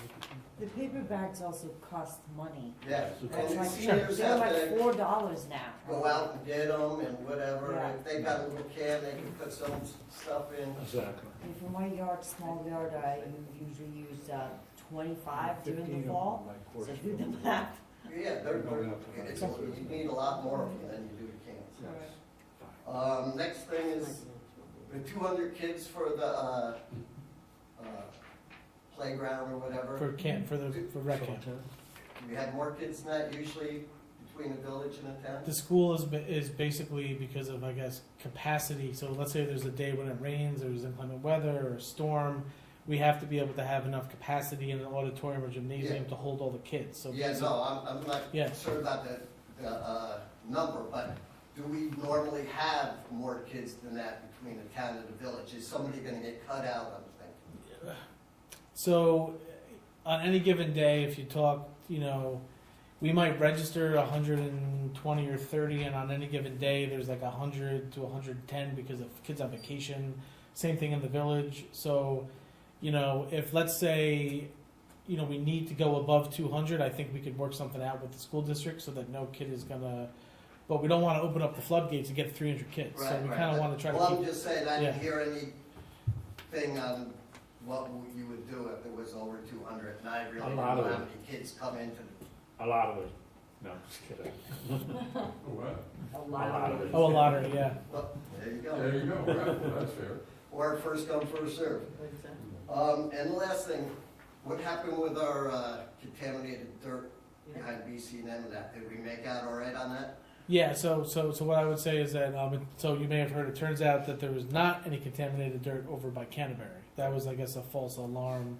That We was still, okay. we still had to test it, go through the whole process on that, but hey, this is just, you know, it's the law, you have to do it, we went through the process, we had to test it, we did it, so, the only thing we're waiting on Canterbury now is for Whispering Pines is gonna be coming back and repaving all of the lots, but I don't think the asphalt plants are open yet, or if they are, we're open, so we're waiting on a schedule for that. As far as BC&M, we did test, it looks to be petroleum substances, and the onus is actually, the property owner is going to have to dispose of that. So what happened is, after we did our testing, and we were able to complete the work that we had to complete, we filled back in the hole, because you have to, you can't leave it, and so they're now gonna have to come back, pull out what they have to pull out, and they're gonna have to pay to have it incinerated, but that's on them, they have to do that, so. Yeah, that's fine. I was just wondering Yeah. if we got ahead of Whispering Pines being not doing what they had to do for $7,500. Oh, no, we actually managed to work it out, we ended up finding them some other work to do elsewhere in town, so it all worked out, thankfully. All right, very good. Thank you. Thank you, Joe. Is there anything else? No? Okay, so then moving into the special meeting, let's do this as quickly as we can. First up, we have the resolution for the proposed local law property tax exemption to volunteer firefighters and volunteer ambulance corps members. Whereas the town of Cornwall has before it for consideration a local law entitled a local law amending the town code of the town of Cornwall by repealing Article 4 entitled Exemption to Volunteer Emergency Personnel of Chapter 132 entitled Taxation, and reenacting the same as a new Article 4 entitled Exemption for Volunteer Emergency Personnel in compliance with the 2022 amendment to the New York State Real Property Tax Law, subsection 466A, and whereas following due notice to the town board held a public hearing on the proposed local law.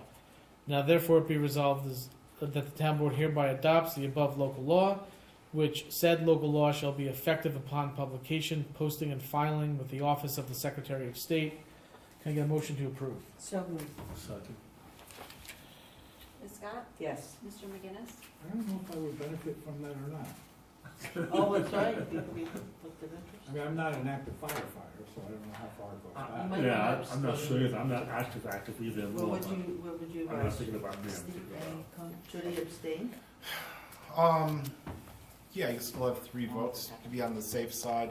I don't think it's conflict, it's law of general application. It applies to all fire companies, firefighters, not just, but, you know, we just got a letter from the DA, why invite trouble? So, yeah, abstain on it. I'm sure you're happy with 3 votes.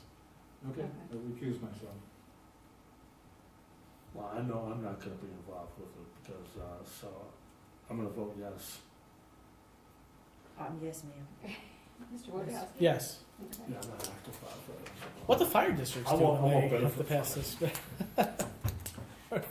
That's a good question. That's why I don't think there's a conflict, but, Oh, whatever, we did, it's fine. I mean, why mess taking- around with it? Oh, you still, Kevin, you still an active role? No, I'm not active, but I don't know who it applies to. Oh, it only applies to active role people. Okay. Yeah. No, or if you've reached 20 years Oh, of, yeah, but, it's just, there's a loophole in there where, I know, I looked into see if it benefit me, not that I won't get it, so that's why I vote on it. Well, you had enough votes anyway. Okay. We passed it. all right, so But I'm thinking about doing the firefighters. next up, we have a resolution commencing unsafe building proceedings at 9 Tamara Lane.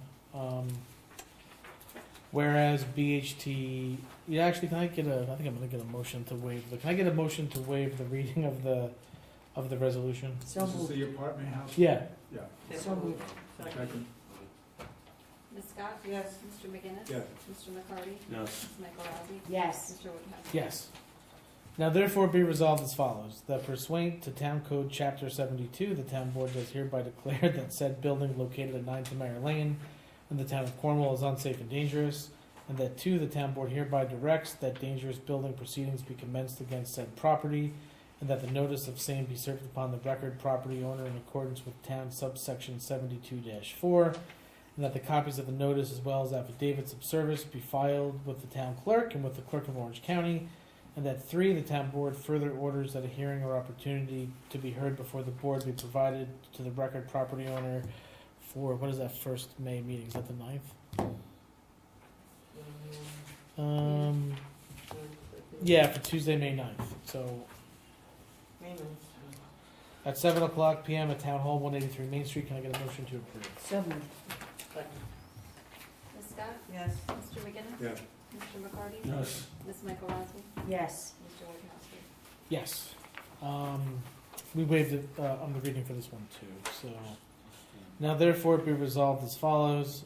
1, that the town board does hereby declare that said building located at 9 Tamara Lane in the town of Cornwall is a violation of Town Code Chapter 115 due to garbage, debris, and broken of failing dumpsters on the property, and that 2, the town board hereby directs that the property maintenance violation proceedings be commenced against said property, and that notice of same be served upon the record property owner in accordance with town subsection 115-7, that the town board further orders that a hearing or opportunity to be heard before this board be provided to the property owner on May 9th, 2023 at 7:00 PM at Town Hall, 183 Main Street, Cornwall, New York, or as soon as thereafter may be held. Can I get a motion to approve? So moved.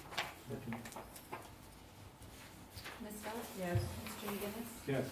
Mr. McCarty? Yes. Ms. Michael Rossi? Yes. Mr. Wojciechowski? Yes. All right, next up I have a resolution for the, for rec desk. Whereas the town of Cornwall has received a quote from Rec Desk Software for an annual subscription to set up software for the recreation department. Whereas the town wishes to enter into the annual software subscription with Rec Desk Software. Now therefore it be resolved as follows, that the town board does hereby agree to enter into the above annual software subscription, a copy which is annexed here too and made part of this resolution, and authorizes the supervisor to execute the same. Can I get a motion to approve? So moved. Second. Ms. Scott? Yes. Mr. McGinnis? Yes. Mr. McCarty? Yes. Ms. Michael Rossi? Abstaining. Mr. Wojciechowski? Yes. Okay, so next up I have, can I get a motion to approve the road paving in the amount of $177,301.86? So moved. Second. Ms. Scott? Yes. Mr. McGinnis? Yes. Mr. McCarty? Yes. Ms. Michael Rossi? Yes. Mr. Wojciechowski? Yes. Does benefit you, it's very indirectly. I'm gonna have to tell Hula that he's scaring everybody with this. All right, next up, can I get a motion to authorize the Cornwall Girl Scouts Spring Yard Sale for April 22nd? So moved. Second. Ms. Scott? Yes. Mr. McGinnis? Yes. Mr. McCarty? Yes. Ms. Michael Rossi? Yes. Mr. Wojciechowski? Yes. Okay, so I'm gonna go back to this here, sorry, folks. The community development block grant. Need the resume? Yeah, you got this, Steve? That's right. Thank you. Okay, okay. Whereas heretofore the town has determined to apply for an FY24 Orange County Community Development Block Grant, CDBG municipal grant, whereas prior to completing the grant application, it is required that the town board hold a public hearing for input from the community as to what the town should apply under the program. And whereas it is necessary for the town board to adopt a resolution formally authorizing and retaining the town's consulting engineers to prepare and file an application. Now therefore be resolved as follows, that a public hearing on the application for FY 2024 CDBG grant is set for May 9th, 2023 at 7 o'clock PM, and due to notice of the same is directed to be given to publication and posting. 2, that the town board hereby retains and authorizes MHE Engineering, DPC, to prepare and submit an application for a grant under the FY24 program. Can I get a motion to approve? So moved. Second. Ms. Scott? Yes. Mr. McGinnis? Yes. Mr. McCarty? Yes. Ms. Michael Rossi? Yes. Mr. Wojciechowski? Yes. Next up, can I get a motion to appoint Sally Hildebrand to the Board of Assessment and Review to fill an existing 5-year term to expire on September 30th, 2024? So moved. Second. Ms. Scott? Yes. Mr. McGinnis? Yes. Mr. McCarty? Yes. Ms. Michael Rossi? Yes. Mr. Wojciechowski? Yes. All right. Next up, I have the local law for the vet rep theater. And remember, we're just doing this to allow them to advance, and then obviously we're going to have a whole bunch of discussion on defining definitions, but this just allows them to advance. So I have a resolution here introducing a proposed local law to change the zoning designation of certain real property from suburban residential SR1 to general commercial GC, to add a definition of theater to the zoning code, and to amend the use and bulk regulations to allow theaters in the GC zoning district. Whereas the town board of the town of Cornwall has before it a proposed local law entitled a local law to amend town code chapter 158 entitled zoning by revising the zoning map to change the zoning designation of certain real property from suburban residence district 1 SR1 to general commercial GC, to add a definition of theater to the zoning code and to amend the use of bulk regulations to allow theaters in the GC zoning district. And whereas in order to consider adoption of the proposed local law, it is necessary to first introduce and hold a public hearing upon it. Now therefore be resolved as follows, that the motion of this resolution does hereby introduce the attached proposed local law, that a public hearing on the proposed law be set for May 9th, 2023 at 7:00 p.m., and that due notice of the same is directed to be given by publication and posting, and that the proposed local law shall be referred to the town planning board for review and comment, to the county planning department pursuant to general municipal law subsection 239-M. Can I get a motion to approve? So moved. Second. Ms. Scott? My question is, if it's eventually, it will come back to us after the planning board, and then we voted into local law, like we'd have the public hearing? I'm not clear. Here's what's going to happen. Right. The I want to make an informed vote. The law that's attached to this, that you have, the draft local law, will be subject to a public hearing on May 9th. This board will hold that, well, it's up to you, of course, what you do, but I would advise that you hold that public hearing open without date, okay? In the meantime, the planning board is going to begin site plan review on vet rep theater and also review of the local law.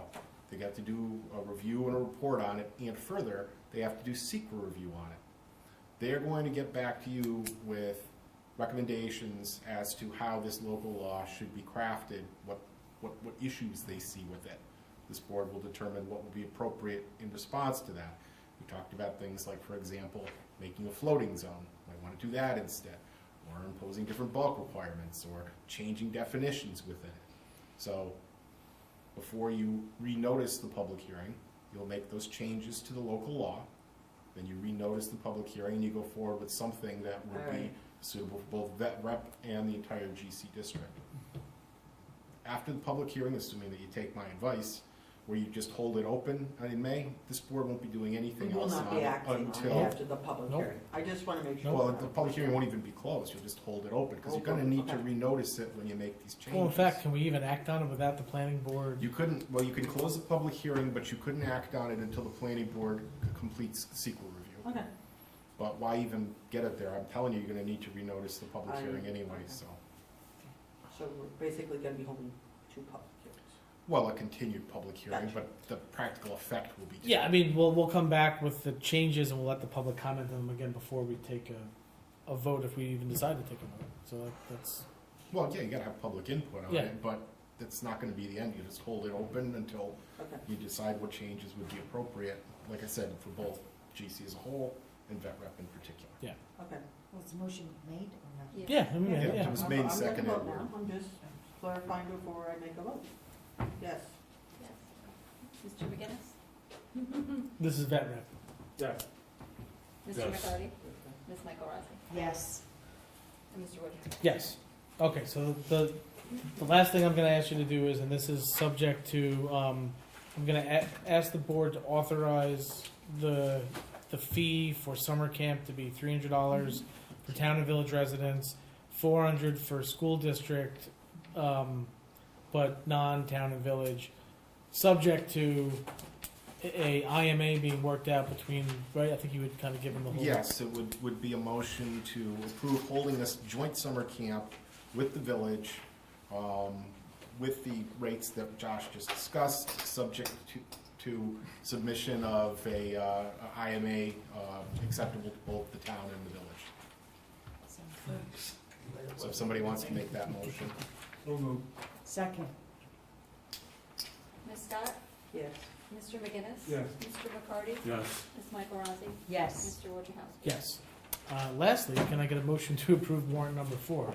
And if you haven't signed already upstairs, go sign those books. Wasn't there one more that you guys wanted to squeak in? It was I think it was the art. the It was the arts art thing. yeah. The art. Sure, yeah, Yes. yeah, we could do that too. Yeah, let's do that. Can I get a motion to approve the GCC Cornwall Arts Collective Art Walks request for, do you have a question about that, Tim? No, so move. Okay, Second carries those. okay. I know, we're going, Sorry. guys, we're going. It's confusing me. Okay, Ms. Scott? Yes. Mr. McGinnis? Yes. Mr. McCarty? Yes. Ms. Michael Rossi? Yes. Mr. Wojciechowski? Yes, all right, we gotta do the warrant, we gotta do the warrant. All right, can I get a motion to approve warrant number 4? So moved. Second. Ms. Scott? Yes. Mr. McGinnis? Yes. Mr. McCarty? Yes. Ms. Michael Rossi? Yes. Mr. Wojciechowski? Yes.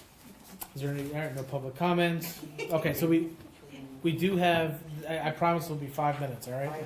Can I get a motion to go into closed session? Yes. So moved. This will take 5 minutes. Yep, I promise you. Session to seek confidential advice. of counsel. Is Council. that going to be video? If it's more than 5 minutes, someone. No, it's closed session, so. Steve. Ryan asked. Ms. Scott? Oh, yes. Mr. McGinnis? Yes. Mr. McCarty? Yes.